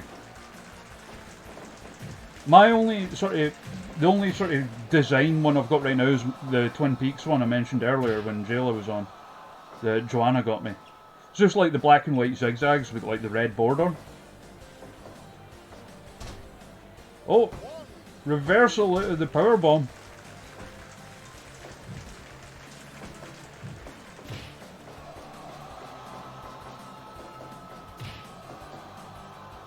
Yes, they are, Gajira.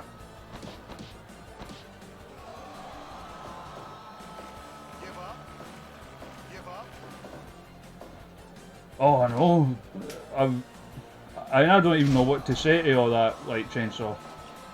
There's nothing that I can add that people, like, more informed and smarter than me haven't already. But it's scary. It's really scary.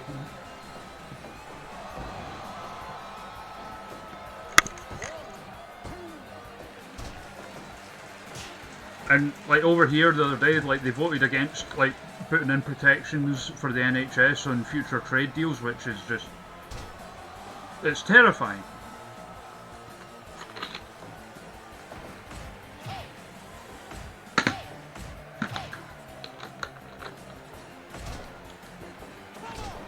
Because there's so many people in this country that, simply put, would not be alive without the NHS being as universal as it is.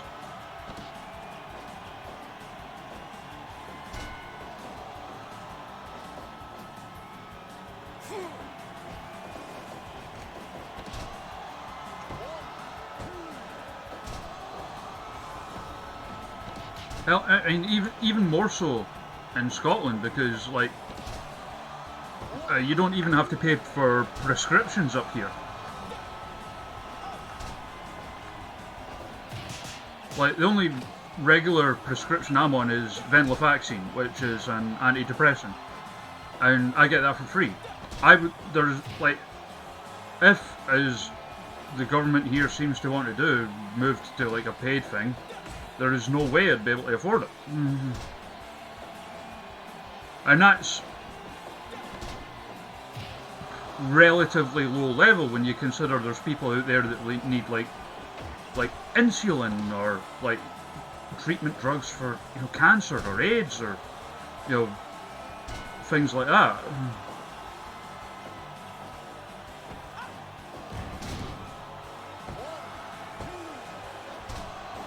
Oh, very close. Super kick. Oh, Elijah with the win, so that kind of opens up things at the top of the table a bit. As it stands, Jordan is still joint first. Obviously, Holly Rood and Buff Catwell still to wrestle this evening, so we'll see how that goes.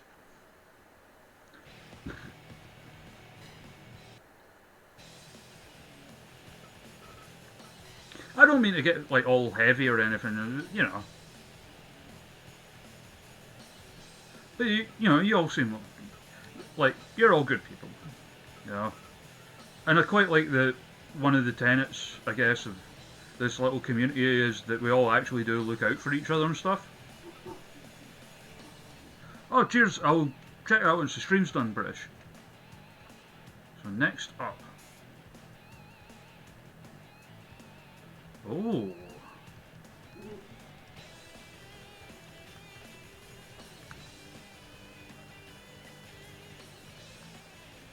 Another case of two friends clashing.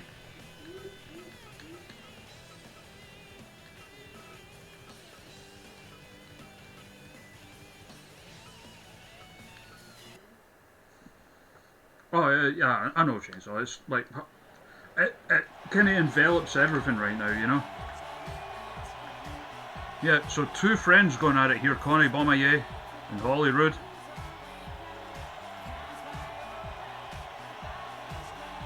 Holly Rood still obviously recovering from the nightmare of the effects of that nightmare match. And Connie is all but out of the running, unfortunately, because I love Connie to bits. But she's still the toughest bitch alive.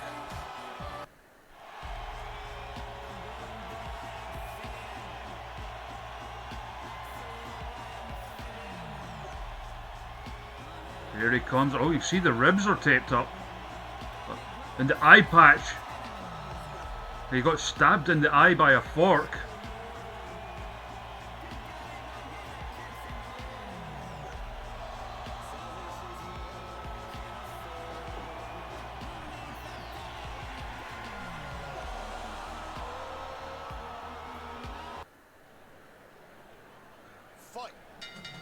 Like the Soulfly song looks like.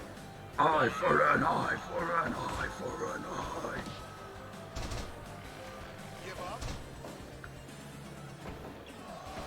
And add to that, he's taking on a friend here. I mean, we saw he didn't hold back against Jordan Casanova, his tag team partner. But combined with the beating he took on Sunday night.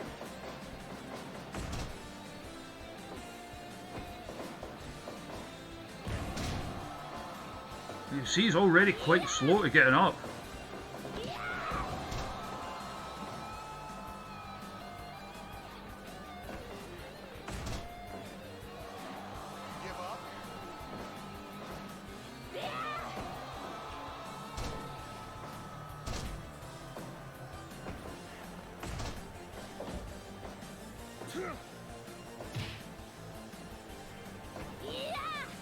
Big scoop slam there from Bomaye.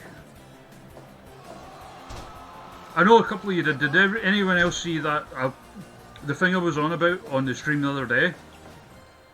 With with Paul London finding Connie in the crowd to hug her. I posted a gif of it in the Discord.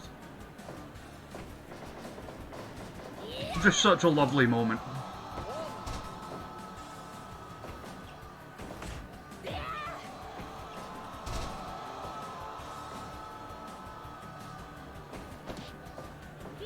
Shigoroshi guillotine right onto the back of the head.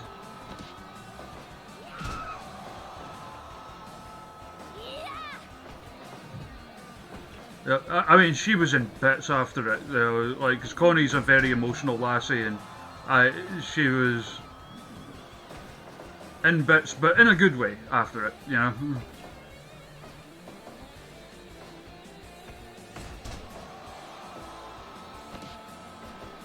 Oh, charges in again with the knee. Rood back up. Trying to get behind her. Oh, she's firing up. Oh! She was going for that Rainmaker Bomaye, but Rood reversed it into a Shining Wizard.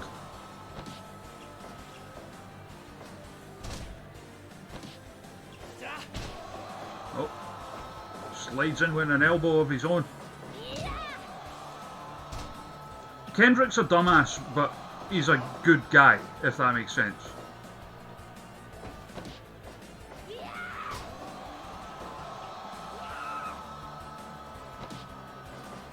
Like, he is, unfortunately, a Sandy Hook truther, I think.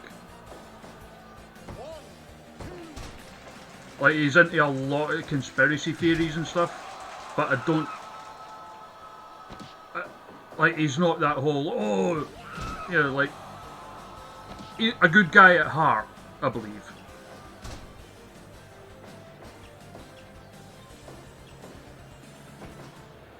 It's not the whole, oh, it's because there's, you know, like a black president, or there was at the time, or whatever, like a lot of the people who were in on those kind of shitty theories were.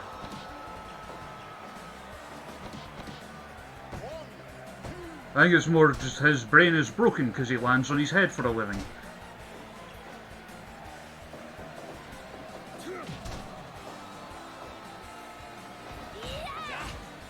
It puts me in mind of... I don't know if anyone's seen the Viper documentary, Fight Like a Girl. But there's a scene in it of her, Tony Storm and Candy Floss in the Gaijin house when they were over at Stardom. And Viper's saying, you know, like, whenever I meet a wrestler for the first time, because it's the whole, they're talking about the whole idea that, oh, there has to be something wrong with you for you to be a wrestler. And Viper says that whenever she meets a wrestler for the first time and they seem like a normal person, it's almost like playing a game at, right, what's wrong with them?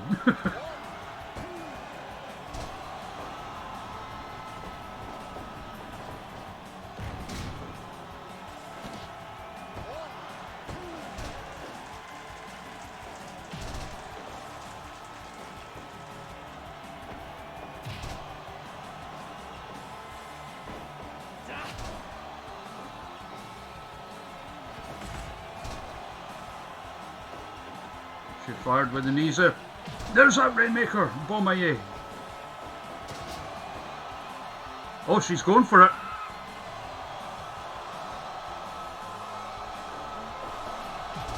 And there's a proper Bomaye. Cover! And Connie Bomaye gets the win.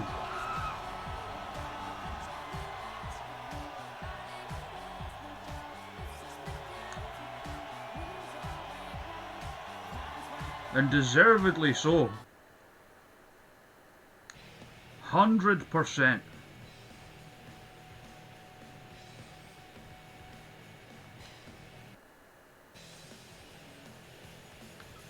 I mean, that was the first time she's busted out the proper Bomaye in the entire tournament, and as we saw there, it only took one.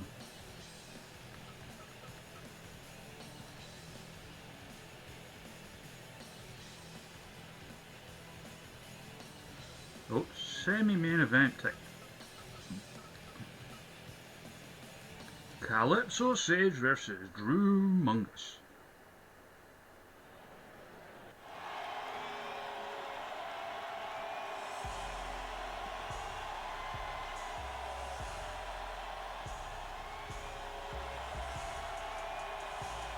Oh yeah, Craig, Viper's a sweetheart. She's such a nice person. I'm pretty sure it should be up on the iPlayer because it got repeated up here, I think, last week.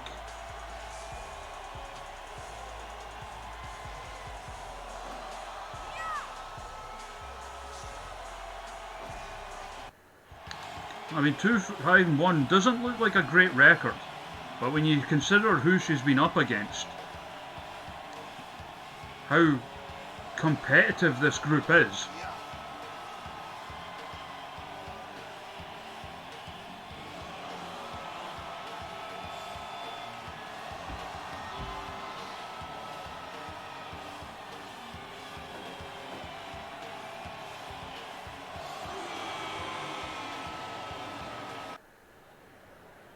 Who have you got, chat?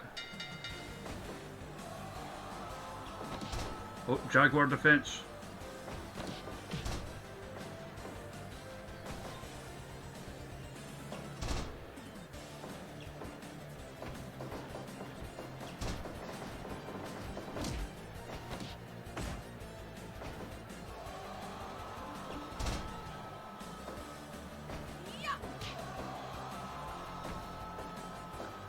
Scooping a slam there from Sage. Beautiful enziguri. Drew Mungous just popped right back up though. Laid in with that heavy elbow, but there's a scoop slam there.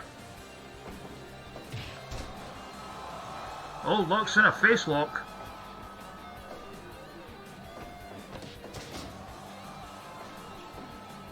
Beautiful Rana. Big scoop, oh, big back suplex, a bigger pardon. Reversal out of the headlock. And already they're trading.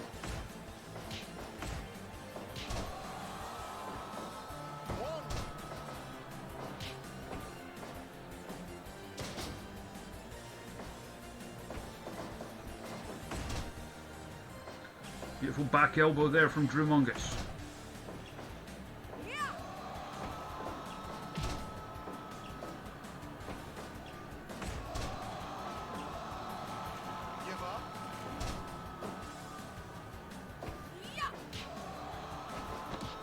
Oh, hoist him up. Apocalypso. Welcome back, Henry. Hope you're doing well, mate. You missed us actually having a serious chat for once.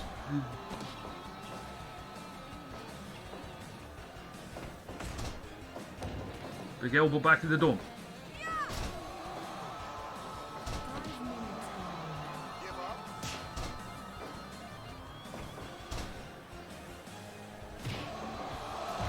Oh God!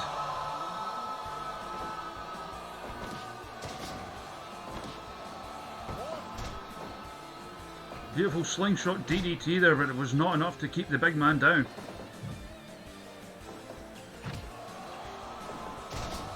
Flies across the ring with a bulldog. Trying to knock the wind out of the big man, heads up top, leg drop, right across the back. Fisherman neckbreaker. Managed to get a 2 count. Oh, but there he is. Big choke boy. And so very close. Could have been free if he hadn't gone for such a cocky pin. Oh, second attempt. But the time wasted, not only, and again the cocky pin, not only that, but the time wasted dragging her away from the ropes. Oh, charged in with a pair of knees there. Trying to work, oh, she's trying to take his knee. He has those well documented knee problems, of course. Brain buster there.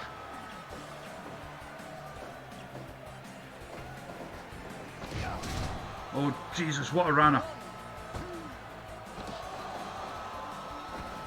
I've just had a thought, like how they're doing like the sort of wrestling mask style ones. Has anyone done like a Queen's Quest mask one? Apocalypso. Has the leg hooked. Can't make the ropes, only 2.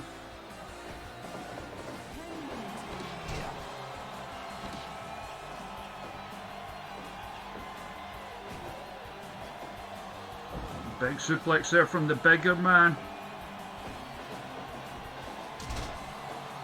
Oh, drop kicks a leg out of the leg. Leg feed enziguri from Sage. The big dog back up though. Big forearm in the corner. Sage firing back with some shots of her own though.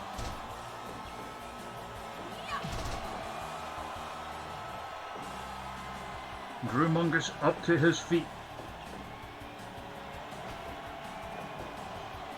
Oh, I thought he was going to do the deal there. Oh, he's hitting the ropes. Big plancha over the top to the outside.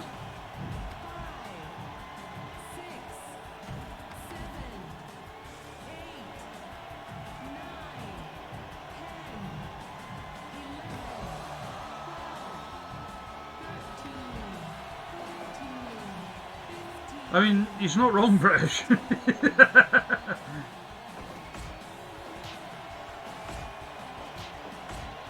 Trading blows again. Oh, beautiful spin kick lariat there. Some discus and gravy from Sage though. Managed to even things up, now she's heading up top. It is dragging it, it's a niche within a niche. And here's me doing wrestling games, which is a niche within a niche within a niche. Oh, beautiful Hurricane Rana from the big dog. Oh, he just shot somebody in the crowd. And you see Sage is starting to run out of steam a little bit. Oh, beautiful, brutal enziguri to the back of the head. And again. Follows with the DDT. Cover is made. Big Hands Johnson says it's just a 2.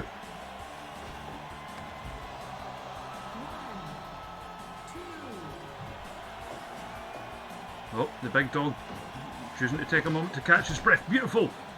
Drop salt almost. Now he hits the ropes.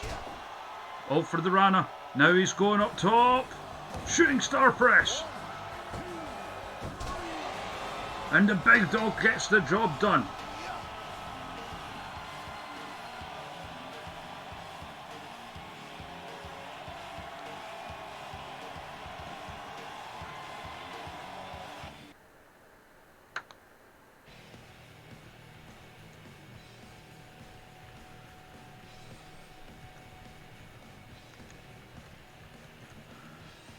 So we're now going to the main event of the group matches.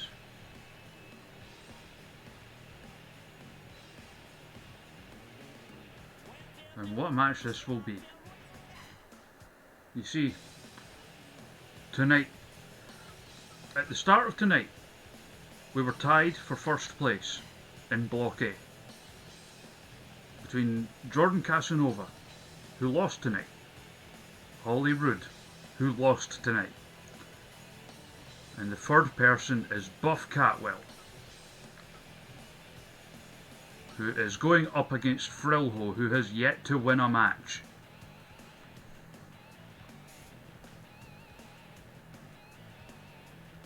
This is our main event of the evening.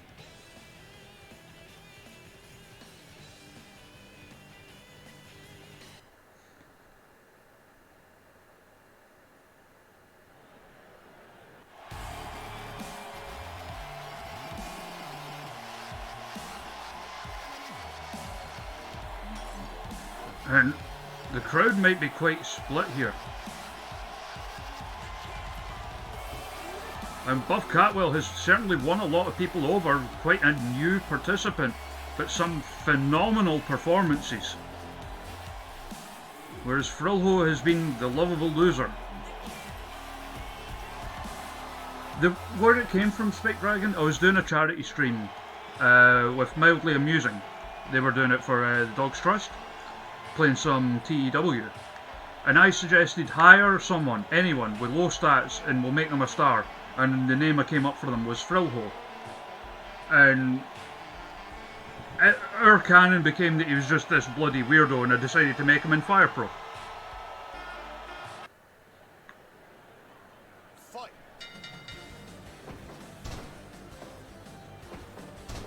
Oh, beautiful arm. This is the most orthodox we've seen him so far.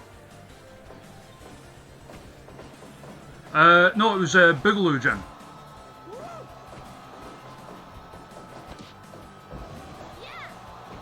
Oh, that disturbance in the time-space continuum with the uppercut there that I keep forgetting to change. Oh, the titty twister! The titty twister! Give up. Buff Catwell having none of that. Let's be honest, THRILLHO is, I mean, they're both newcomers to Super Pro Wrestle and the Wrestleverse, but THRILLHO is the underdog here.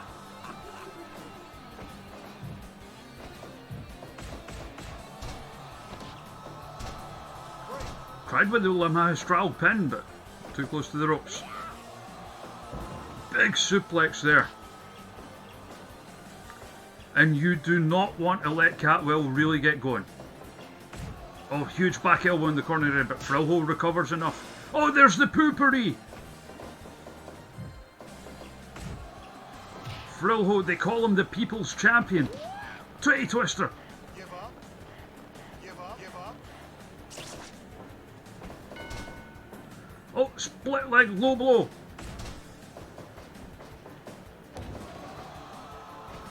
And all that seems to be happening here is he's just trying to piss off Buff Catwell. Finger up the bum.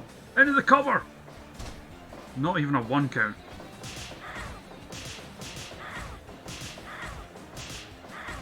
He was fighting there.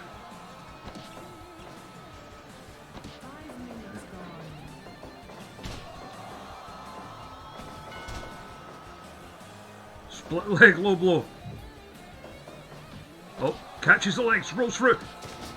Sliding German and taking a moment on the outside to try and compose himself.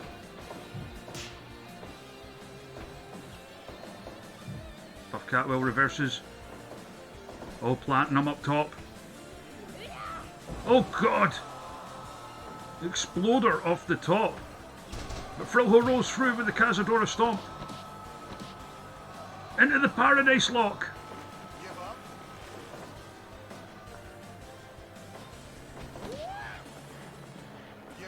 Titty Twister.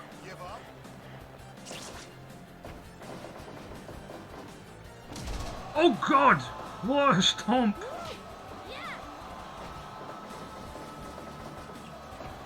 Go behind, but oh, Casanova stomp again. He has a lot of this scouted, it seems at least. But she's off the ropes with the spear, and she's won so many matches with that before. THRILLHO's out at 2.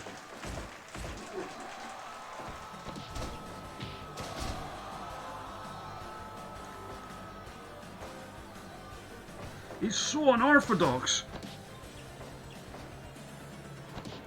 Oh, looking for the Paradise Lock again.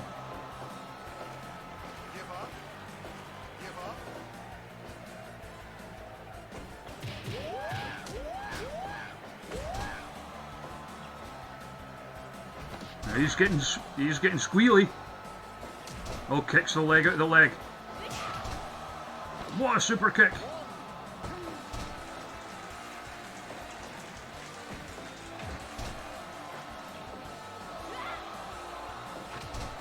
Big boot right to the face. Off the rope, spear again, but he just popped right back up.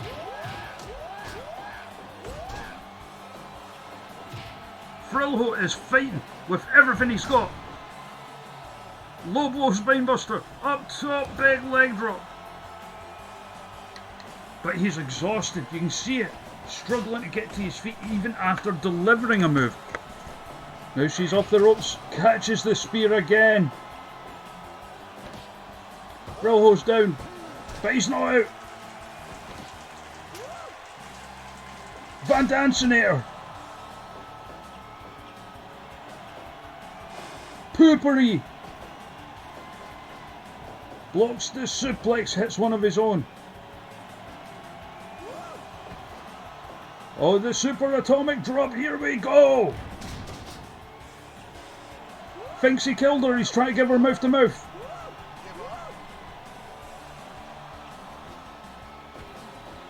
Oh, she's had enough. Hoists him up. Oh, power bombed onto the knees. Any of them has straddle, but too close to the ropes.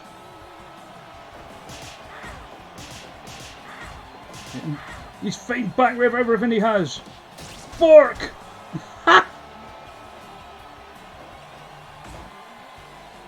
What is this maniac gonna do next?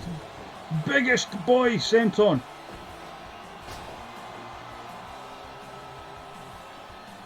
Buff Catwell knows she is in a fight here.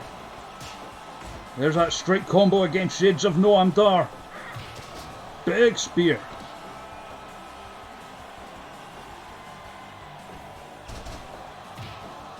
The Casanova stomp again. And bouncy uppercut.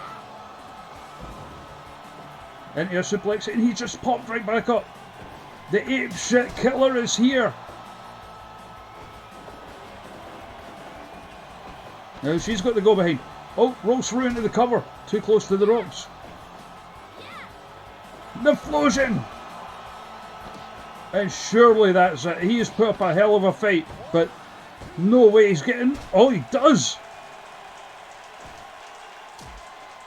Oh, now those vicious kicks!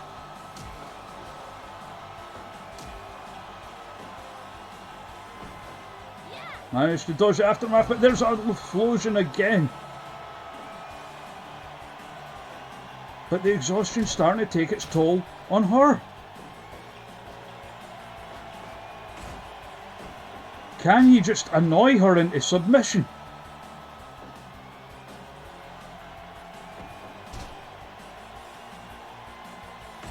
What's he going for here?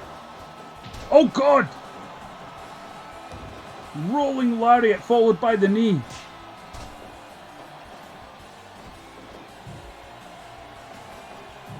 Missed with the elbow in the corner. And there's a big Uranagi. What a match this has been so far. What's THRILLHO doing? Able to clear the ring in a single bound. And she just popped straight back up. The Bone Storm! The Bone Storm! He's got it! Could this be it? He's done it! THRILLHO has done it! THRILLHO has won a match! THRILLHO won!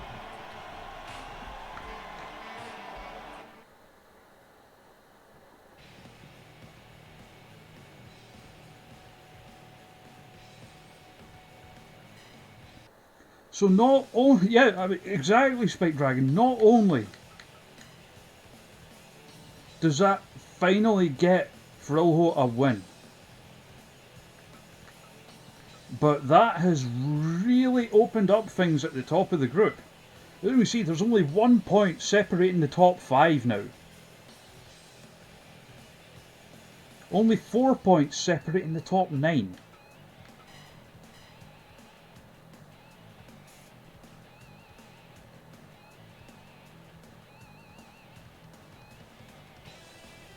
The THRILLHO dream has come true.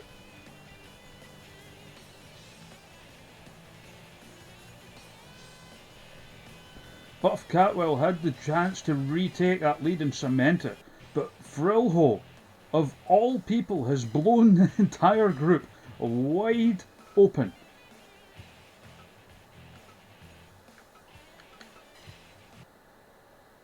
And now time for the shoot face.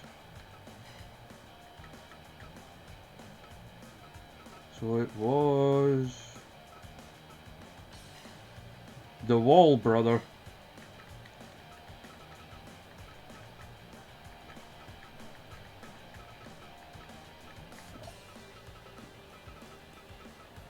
Oh, I'll need to get the wall into completely real wrestling.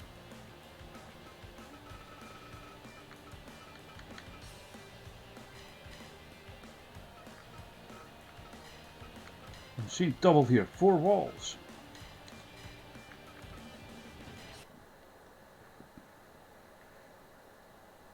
So who have you got, folks?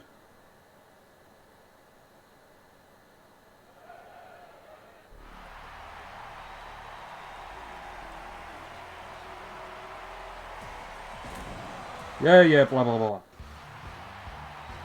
Here he is with his white zombie knockoff.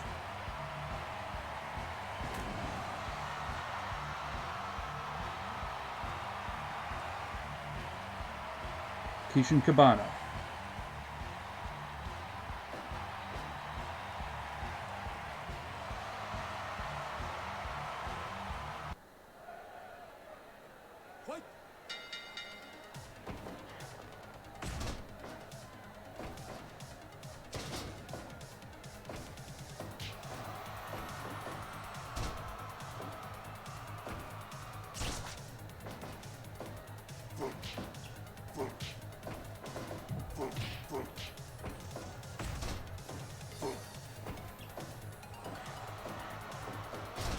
See, I was, like, when you said Alex Thompson, the first thing I thought of was there's like a journalist over here with that name.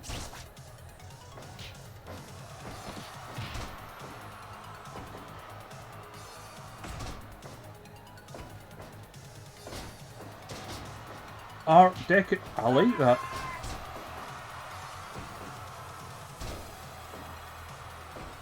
Thank you, the future 3887, for the follow. Very much appreciate it. Welcome, friend. Don't be afraid to say hello. We're all lovely here.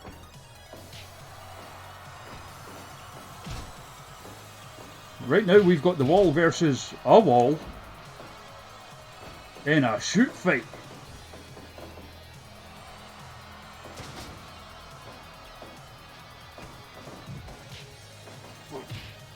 Oh, the future. That's goes back to it's a dumb in joke from like a charity stream we did a few months back.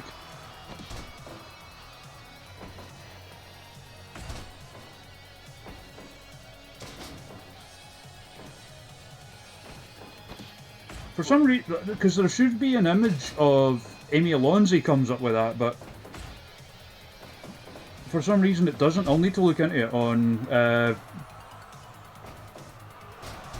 Streamlabs.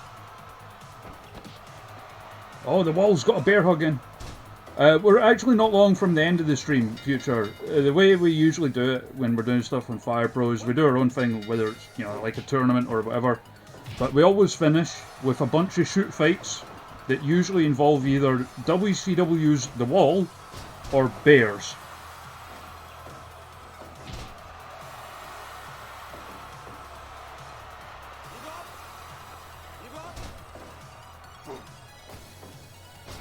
Defense Bam Neely.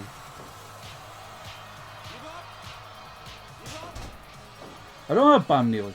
Maybe I should get Cam Neely, like who the name was obviously based on. The old hockey goon from like Boston in the early 90s.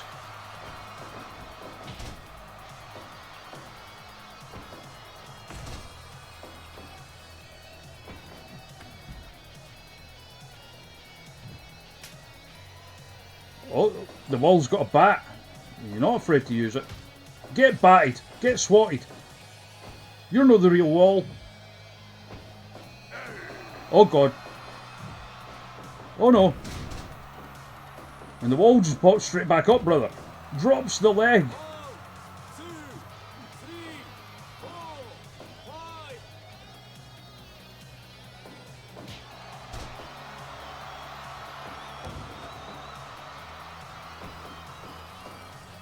Oh, but fake wall with a powerbomb. 1, 2, 3, 4, 5. Give up. Give up.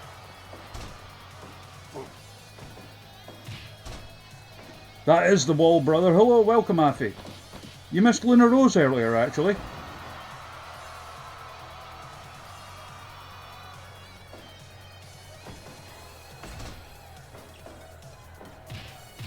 It was an 8-person battle royal won by Spot Monkey. Jayla Dark thought that the Luna Rose gear looked cool though.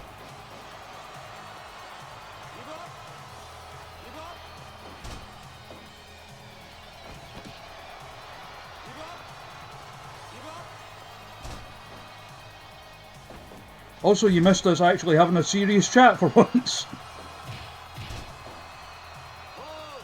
2, 3, 4. She also popped for like Luna Rose coming out to the cannon fodder theme.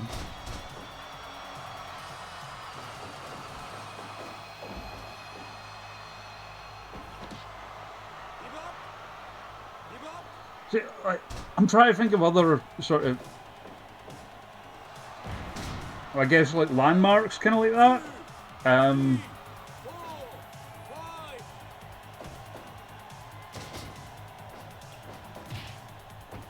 But something a bit like less impressive. 1,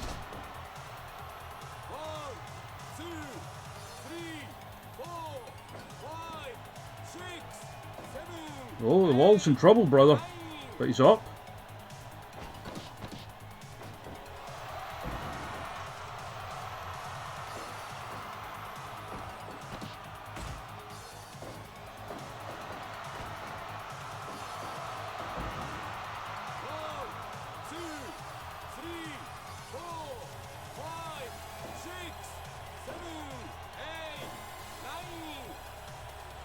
Oh, it's running very close here. Oh god, fake wall with a powerbomb.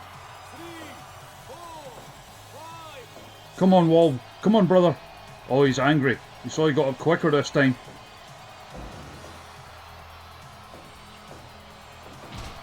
get lariated. Well, here we go, round 4.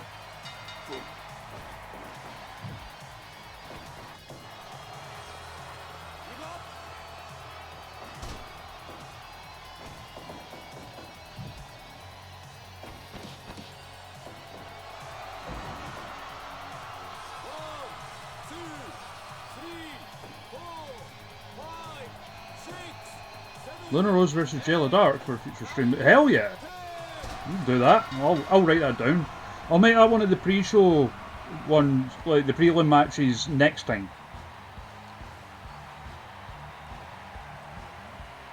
There he is.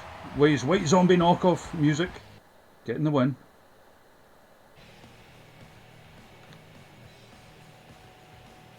Right, who was the next fight? Kishin Cabana. I need to change the name because I've just got it as Killer Colt Cabana right now because I forgot. Right, so Kishin Cabana from Completely Real Wrestling.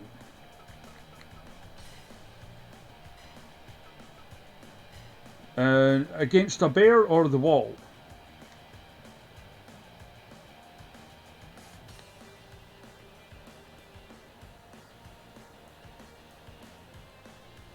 Yes, Sasha Rose's match has been.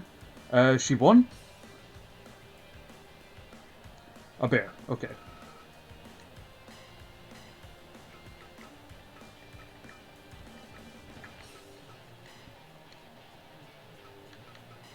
Kishin Cabana versus a giant bear.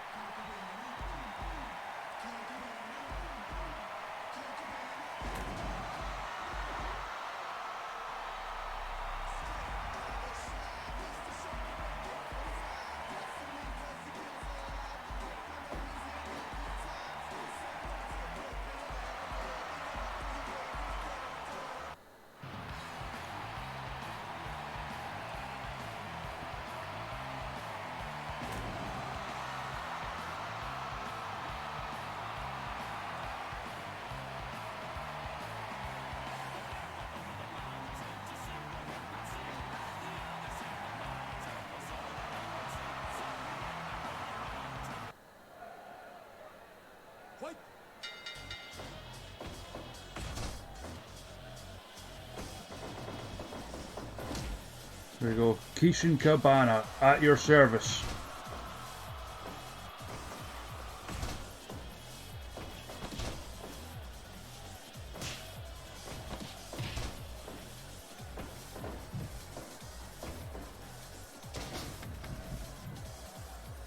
I'm sure I've got a Cult of Personality t-shirt.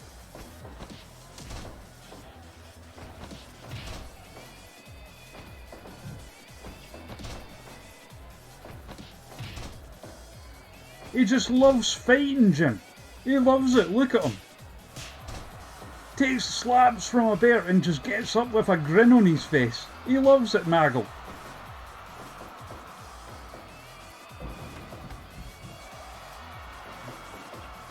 He loves every bit of the violence that he gets here in Super Pro Wrestle.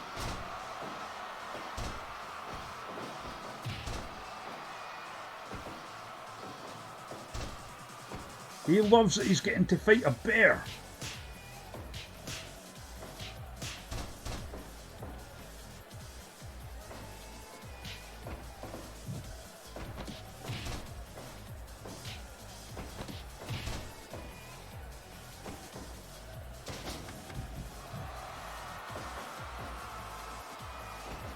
I'm still trying to, because obviously I'm going to fix up his moveset a little bit for the Kishin Cabana thing.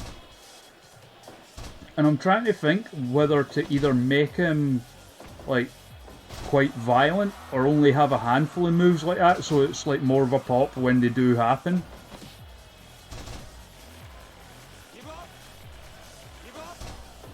Like, keep him, like, mostly comedy with, like, occasional violent moves.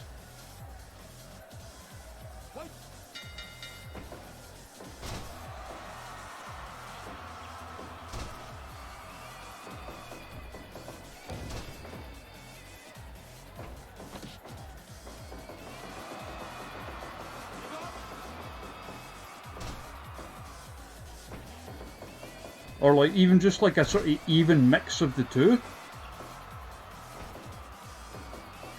So he can have an opponent like down and bloodied and still be like busting out like stupid like bums to the face and things like that.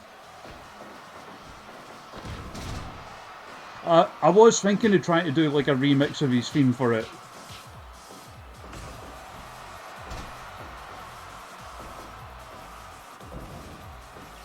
Exactly, Spike. That kind of thing.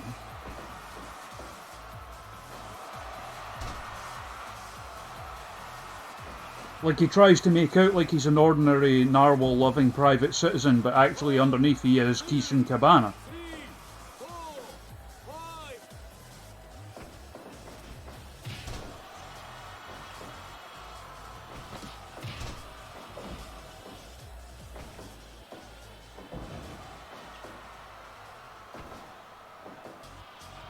5. He's doing okay here.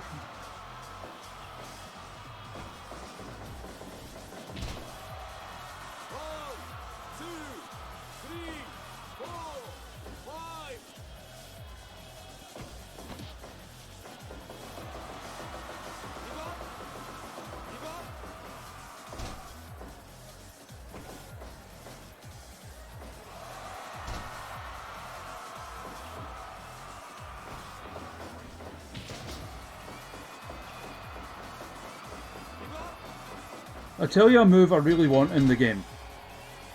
The Noam Dar shin kick.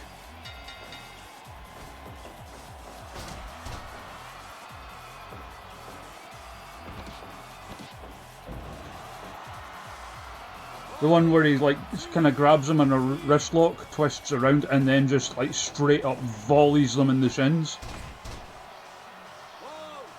2, 3. Like completely like blows the legs from under them.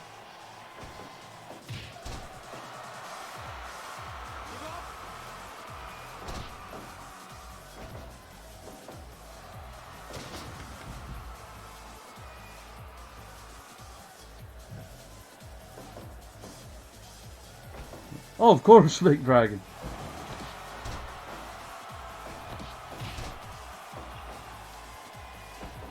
The main one I want is still the flossing for Amy Alonzi. They are a bit, Jim. I had a bit of trouble trying to make. Because, like, obviously the singlet I've got on Drew Mungous is like a reworked version of the Rob Van Dam one that someone made. 2, 3, 4. I kiss my hand before every match. Like, no, I'm up on the ring, like, trying not to just crease himself laughing.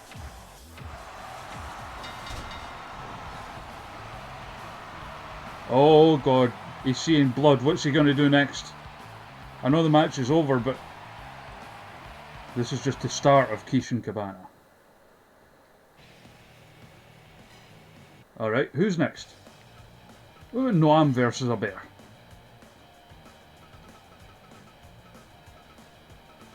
Since we're talking about him.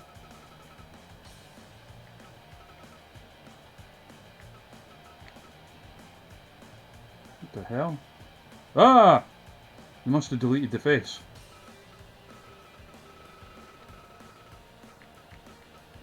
Well, that's horrifying.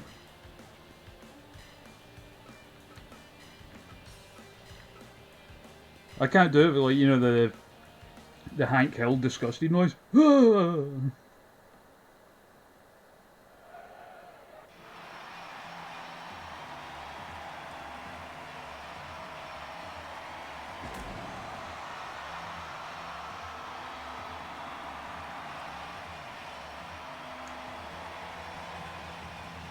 Have you seen the length in Noam's hair now, by the way?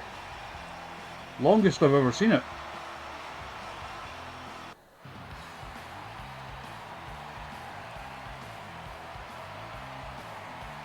He had a massive, like, lockdown beard and all.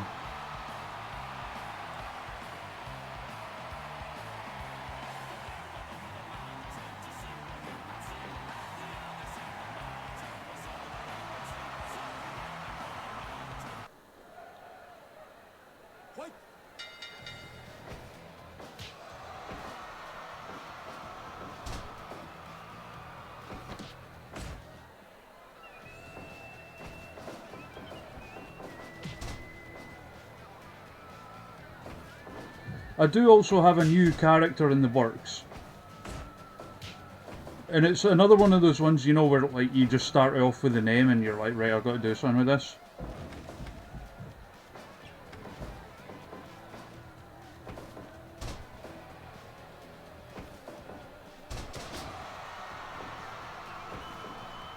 And it came about, I was thinking of like an 80s wrestler.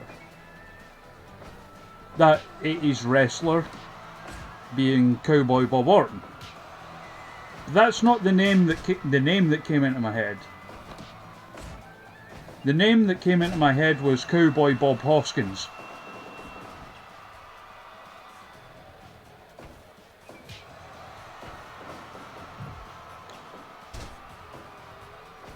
That's how a lot of my characters work, Spike Dragon. I think in the name first and then work out from there. Like, that's how Super Anus came about.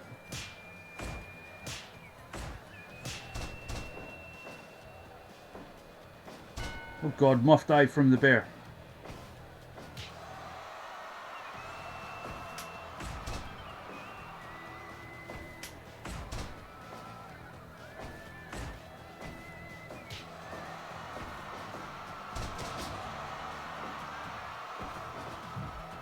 Norm's doing okay. Trying to stick and move a little bit, but oh, it just gets face planted there. Lowercase AA. I think so, Henry. There was Moscow in, I think, early Chikara? Like communist bovine.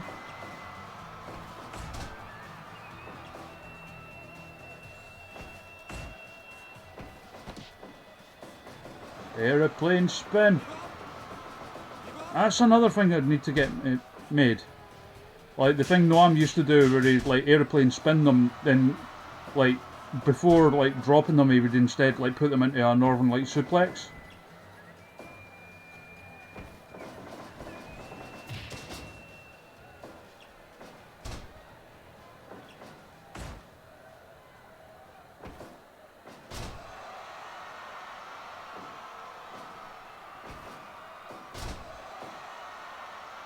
Yeah, I guess Mantor counts.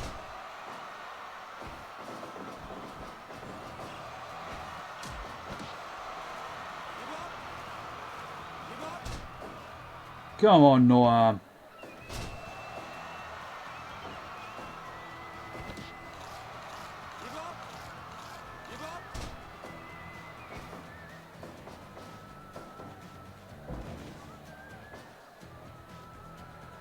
Whoops! Bears can't climb turnbuckles, don't be silly.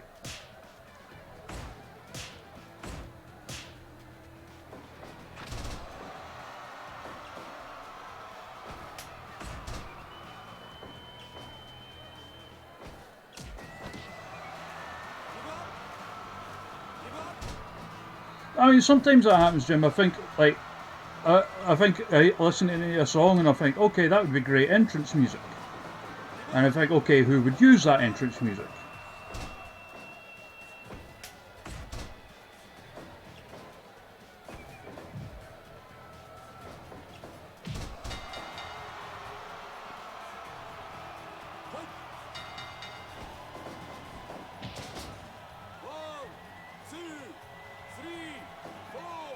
Like, that's definitely how Velvet Presley and Pheromone Jones in my Wrestleverse University College came about.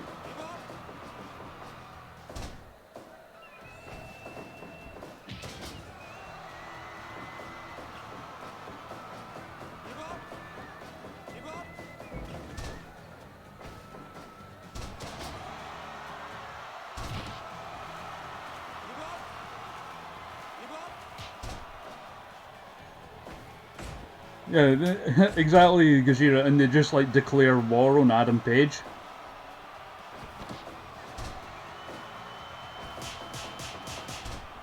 Oh, Noam's down again. Oh, but he's still fighting.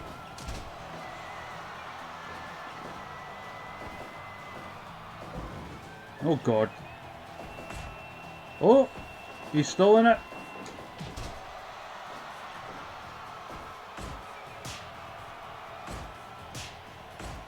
Come on, Noam, lad. Oh, he took the bear down there. For an impressive count of 4.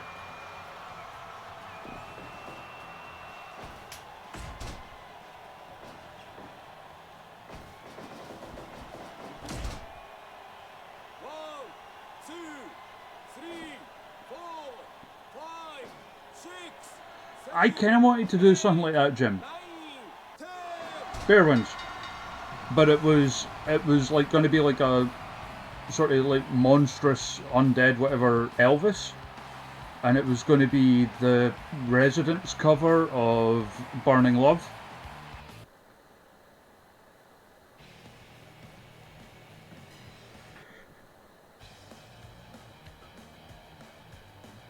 Alright, who else? Next. Who next, folks? Who do you want to fight a bear?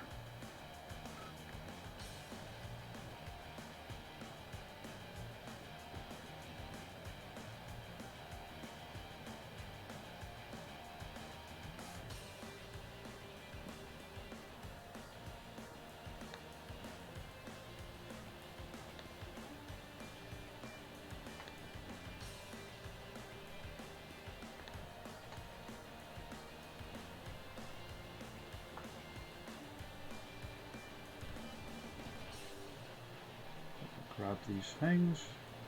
Getting the stuff British sent me. A few custom parts and custom moves with it. One of which I thought I already had.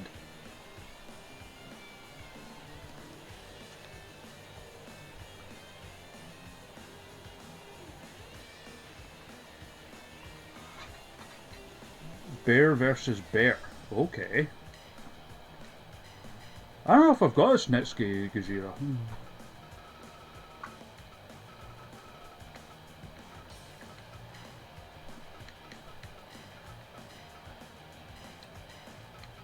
So who you got? The bear or the bear?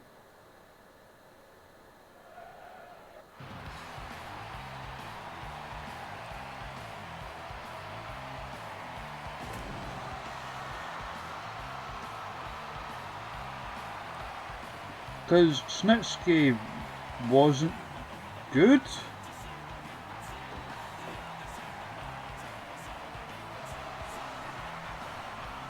I've not yet, no. I keep meaning to, Jim. Okay, and the winner stays on and gets the next fight.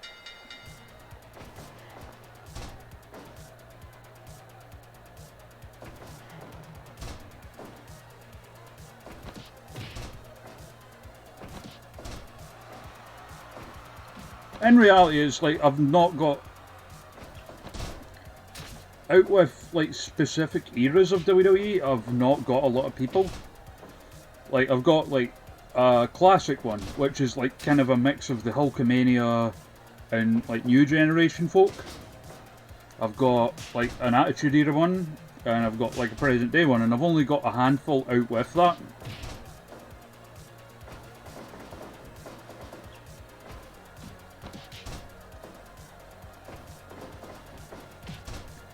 A Bear 6 Brawl.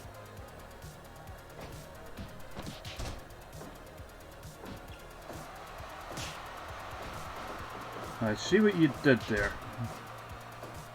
Alright, so give me a name. Who is the winner of this gonna fight?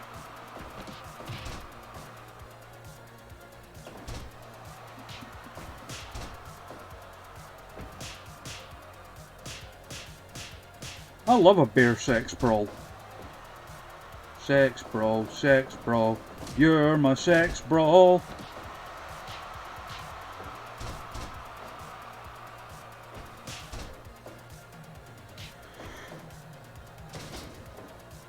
My money's on the panda.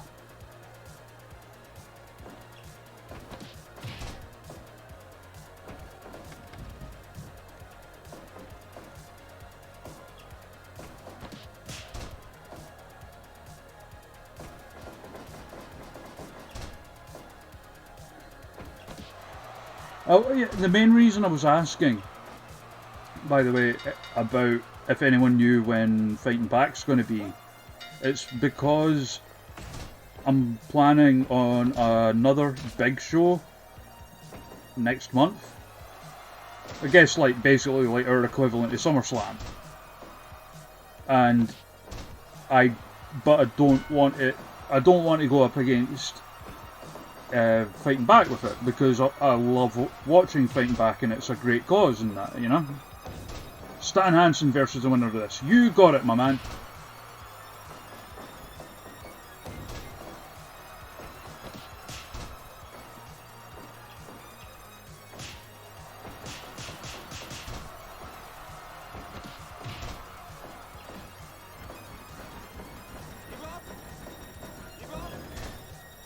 Oh god, the bear got messed up there. Oh, the panda teabagging the bear. Alright. So, Stan Hansen and then Jamie Wilson. Let's do this.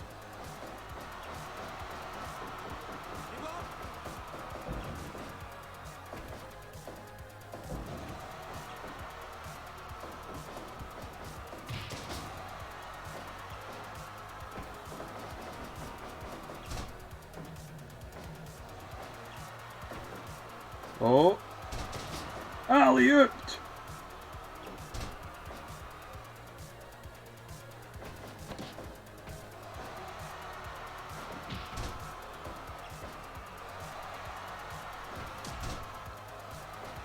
Beautiful takedown, but the panda slips its way out and then slips while trying to climb the turnbuckles. Silly bears can't climb turnbuckles.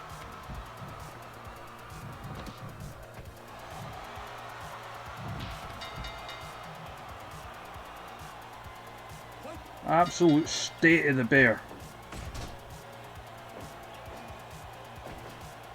Serious bears maybe. 1, 2, 3, 4, 5. Panda just pops almost immediately right back up.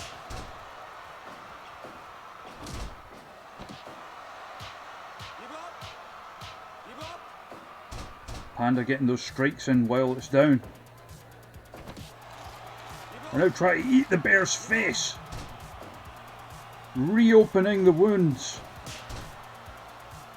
Silly bears can't climb turnbuckles. How many times must you be told, Panda? Fork!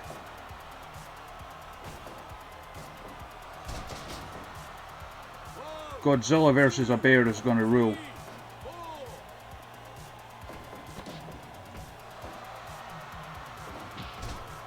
Down goes the panda, lifted back to its feet. Oh, the panda goes down from the collision, and the bear goes, oh, the fools, they're fools, they're both fools.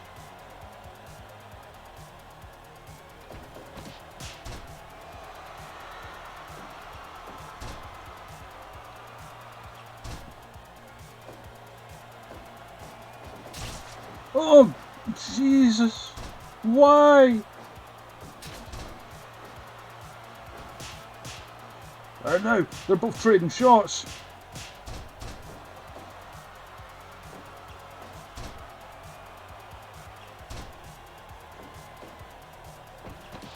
Not even the violence hullabaloo, just the rambunctious hullabaloo.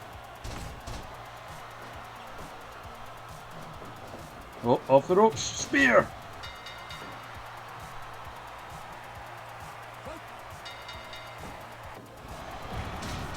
Oh God! 2, 3, 4, 5, 6, Oh God, the bear's struggling. 8, 9, 10. I mean, and little wonder taking a pile driver like that.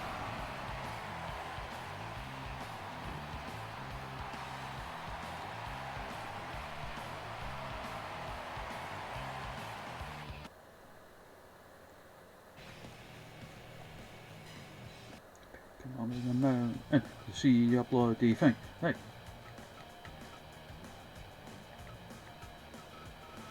I, for one, am stunned at bear one. But can a bear beat Stan Hansen?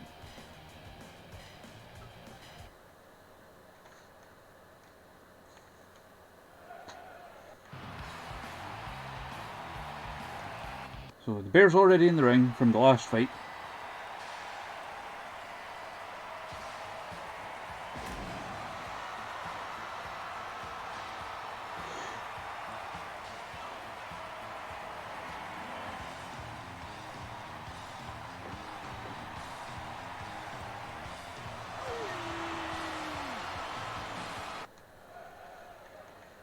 Fight!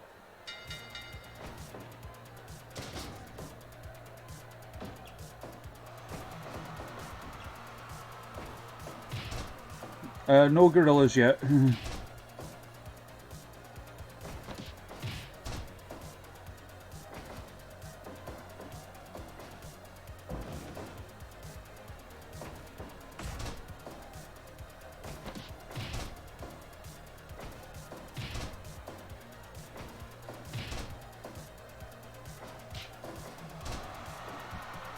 Hanson misses the drop kick.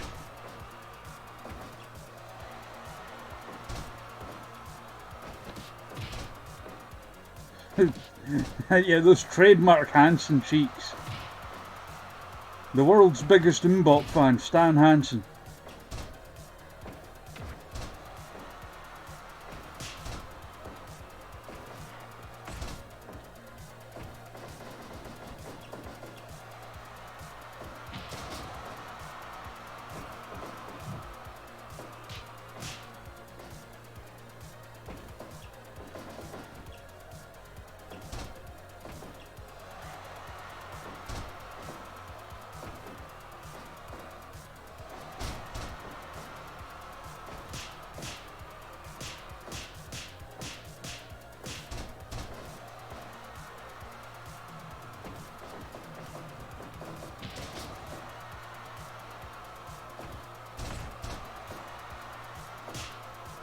Stan Hansen just popping himself straight back up.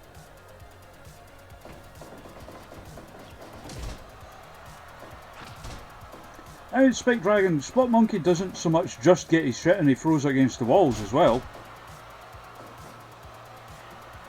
Give up! Fight!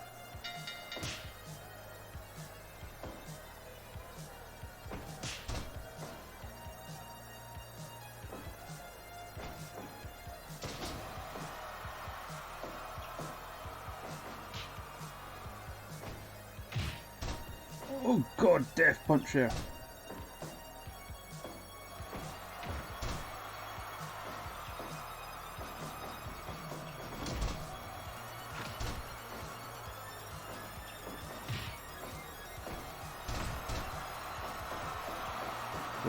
Oh.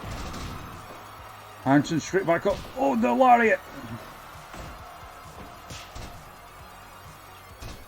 Silly pandas can't collect turnbuckles.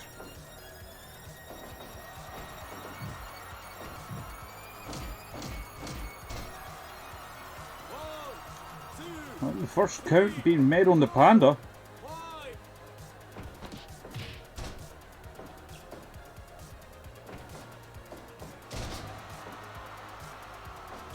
Now we need to book Spot Monkey versus the wall.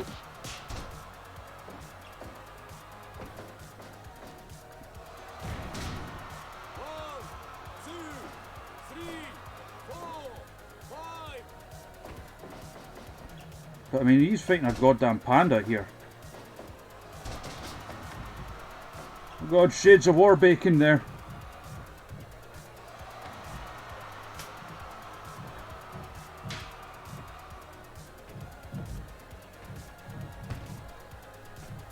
We just got a proper fight going here.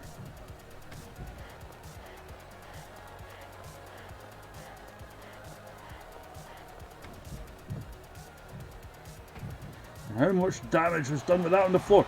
Power bomb from Hanson.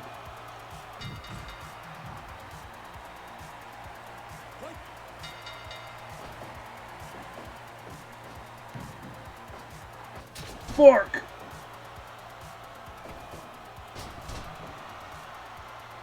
One, two, three. Give up! Give up!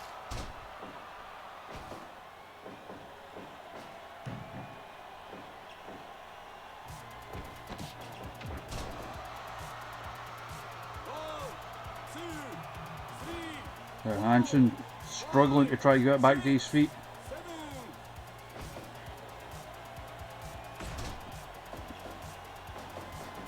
Oh, off the ropes.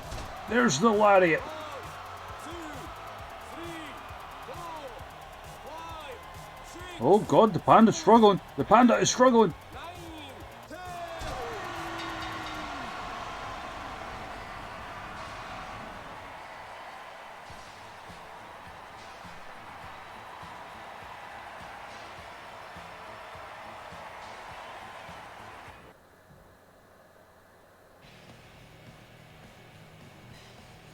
10. And now, last one of the evening.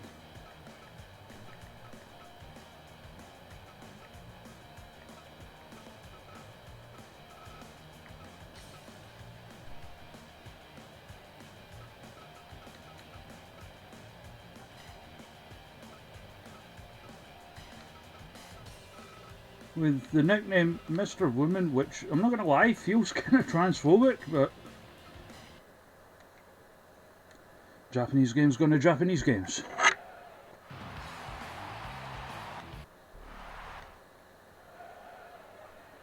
Fight.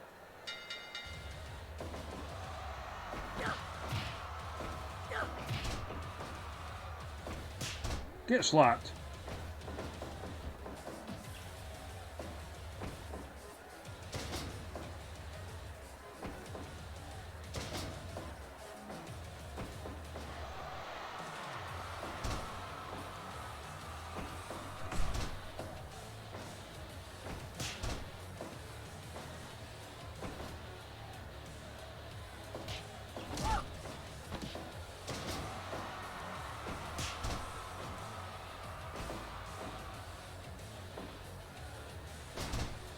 You can't tombstone a bear.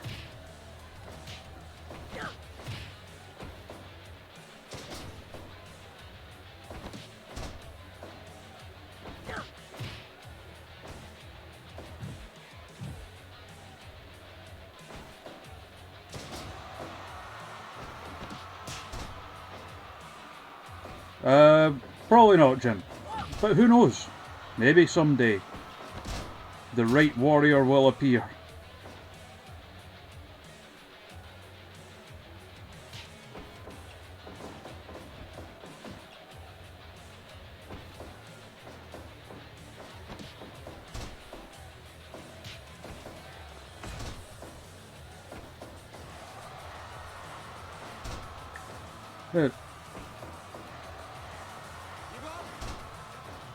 I mean, that could be it.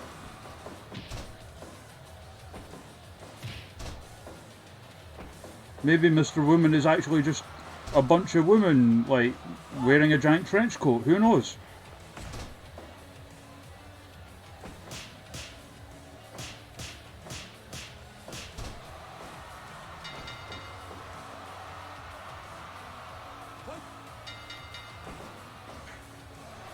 Oh, gets the tombstone off this time. Turns out I was wrong.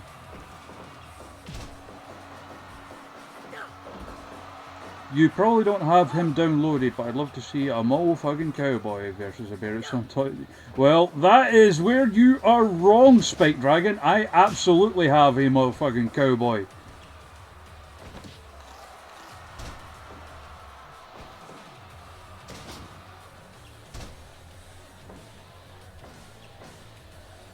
I have most of those NL meme characters. In fact, what I was doing recently, I was copying them over into my game so that I could assign, like, come up with and assign entrance music for a lot of them.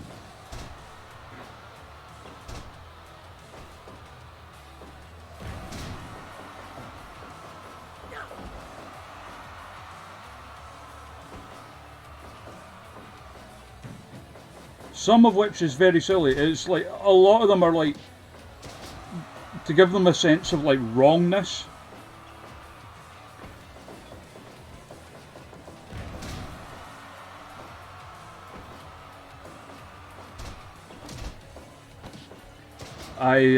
To give them that sense of wrongness, I just like, I would take certain songs and like, either like re-pitch them or like reverse them or whatever.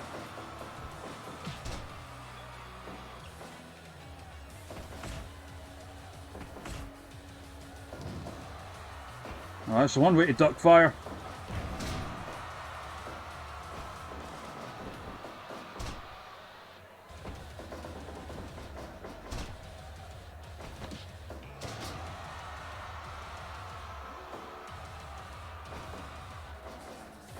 Oh, bear slides out the back.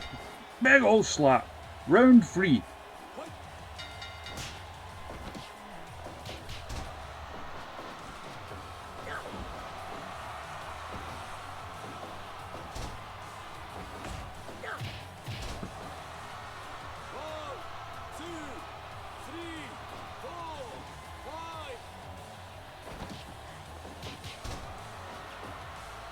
Oh, the panda's hurt. Panda needs to come back into this one. Not by claiming the turnbuckles, you can't!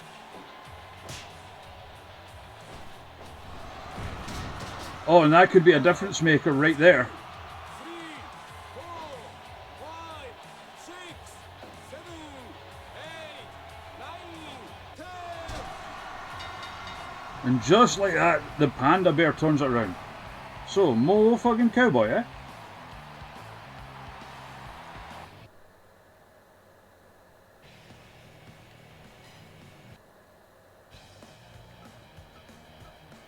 Of course it's OP, it's a giant spinny pile driver.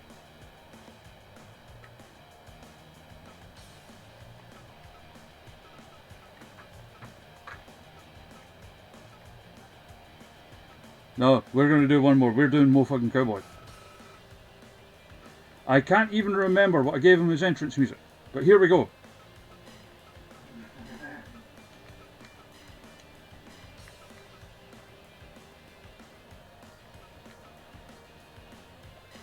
Yeah, I genuinely can't remember what his entrance music is already.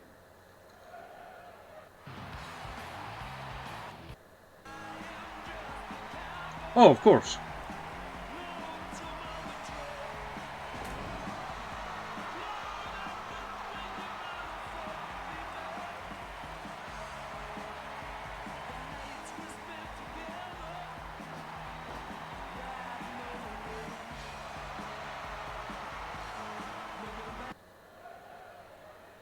Fight.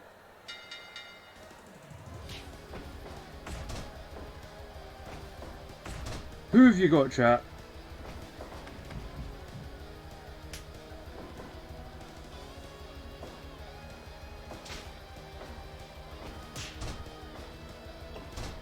No worries, Henry. Catch you later.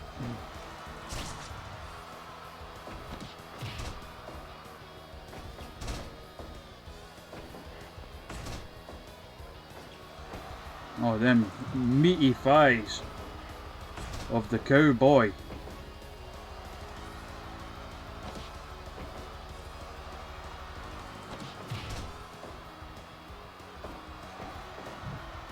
He's so big.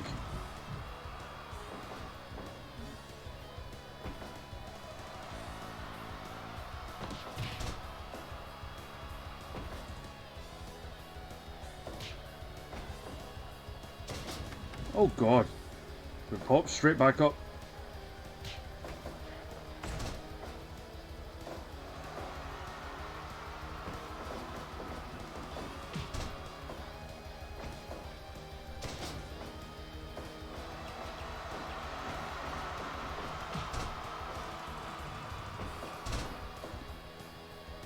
Well, Cowboy's putting up a fight so far. He's putting up a fight.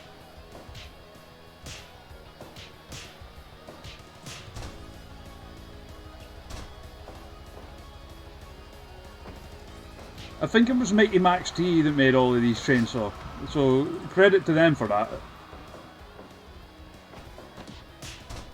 Basically, they made a load of like the NL meme characters.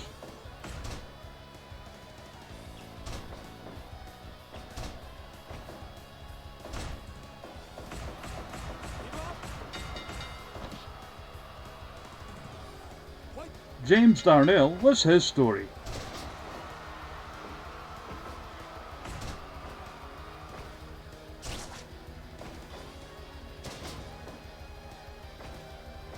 Yeah, I basically created music for a lot of them. Not, like most of them either like snippets of songs.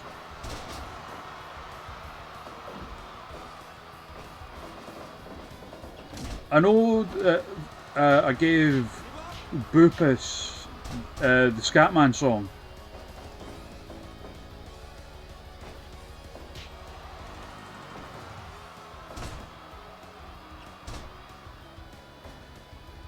So originally I had a different idea for Boopus, but I couldn't get it to work.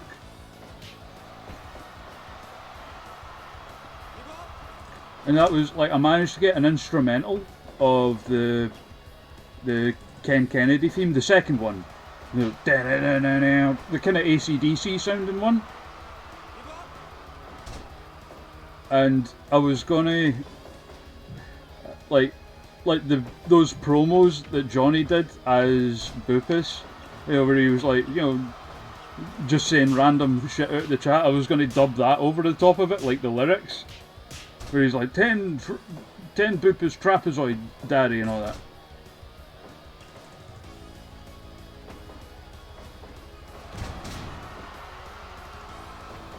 No, not Scatman Crothers, Scatman John.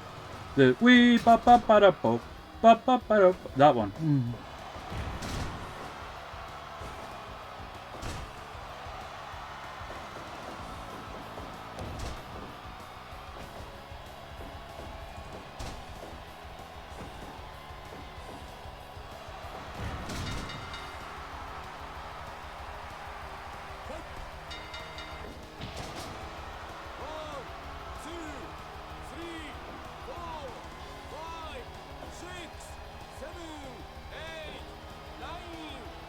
Panda wins.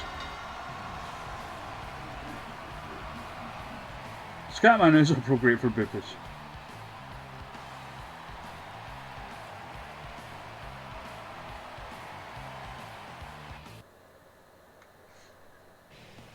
So a decent fight indeed. Alright, so that'll be it. Thank you everybody for coming out, having a laugh with me and that. It's been a good night. Even when we had a serious chat earlier, it was good. Enjoyed it. Always do. And obviously, always good having JayBeeIye come on as well. We'll probably continue with the next part of Phoenix Wright either at the weekend or next Wednesday. And then the week after that, I'm on for 2 weeks. So, more streams then. Yeah, like... Oh yeah, ultimately we all come here to have a laugh and that, but you know, like I like to think we're all there for each other when we need it, you know. So cheers everyone. I'm gonna raid Shaul Guerrero.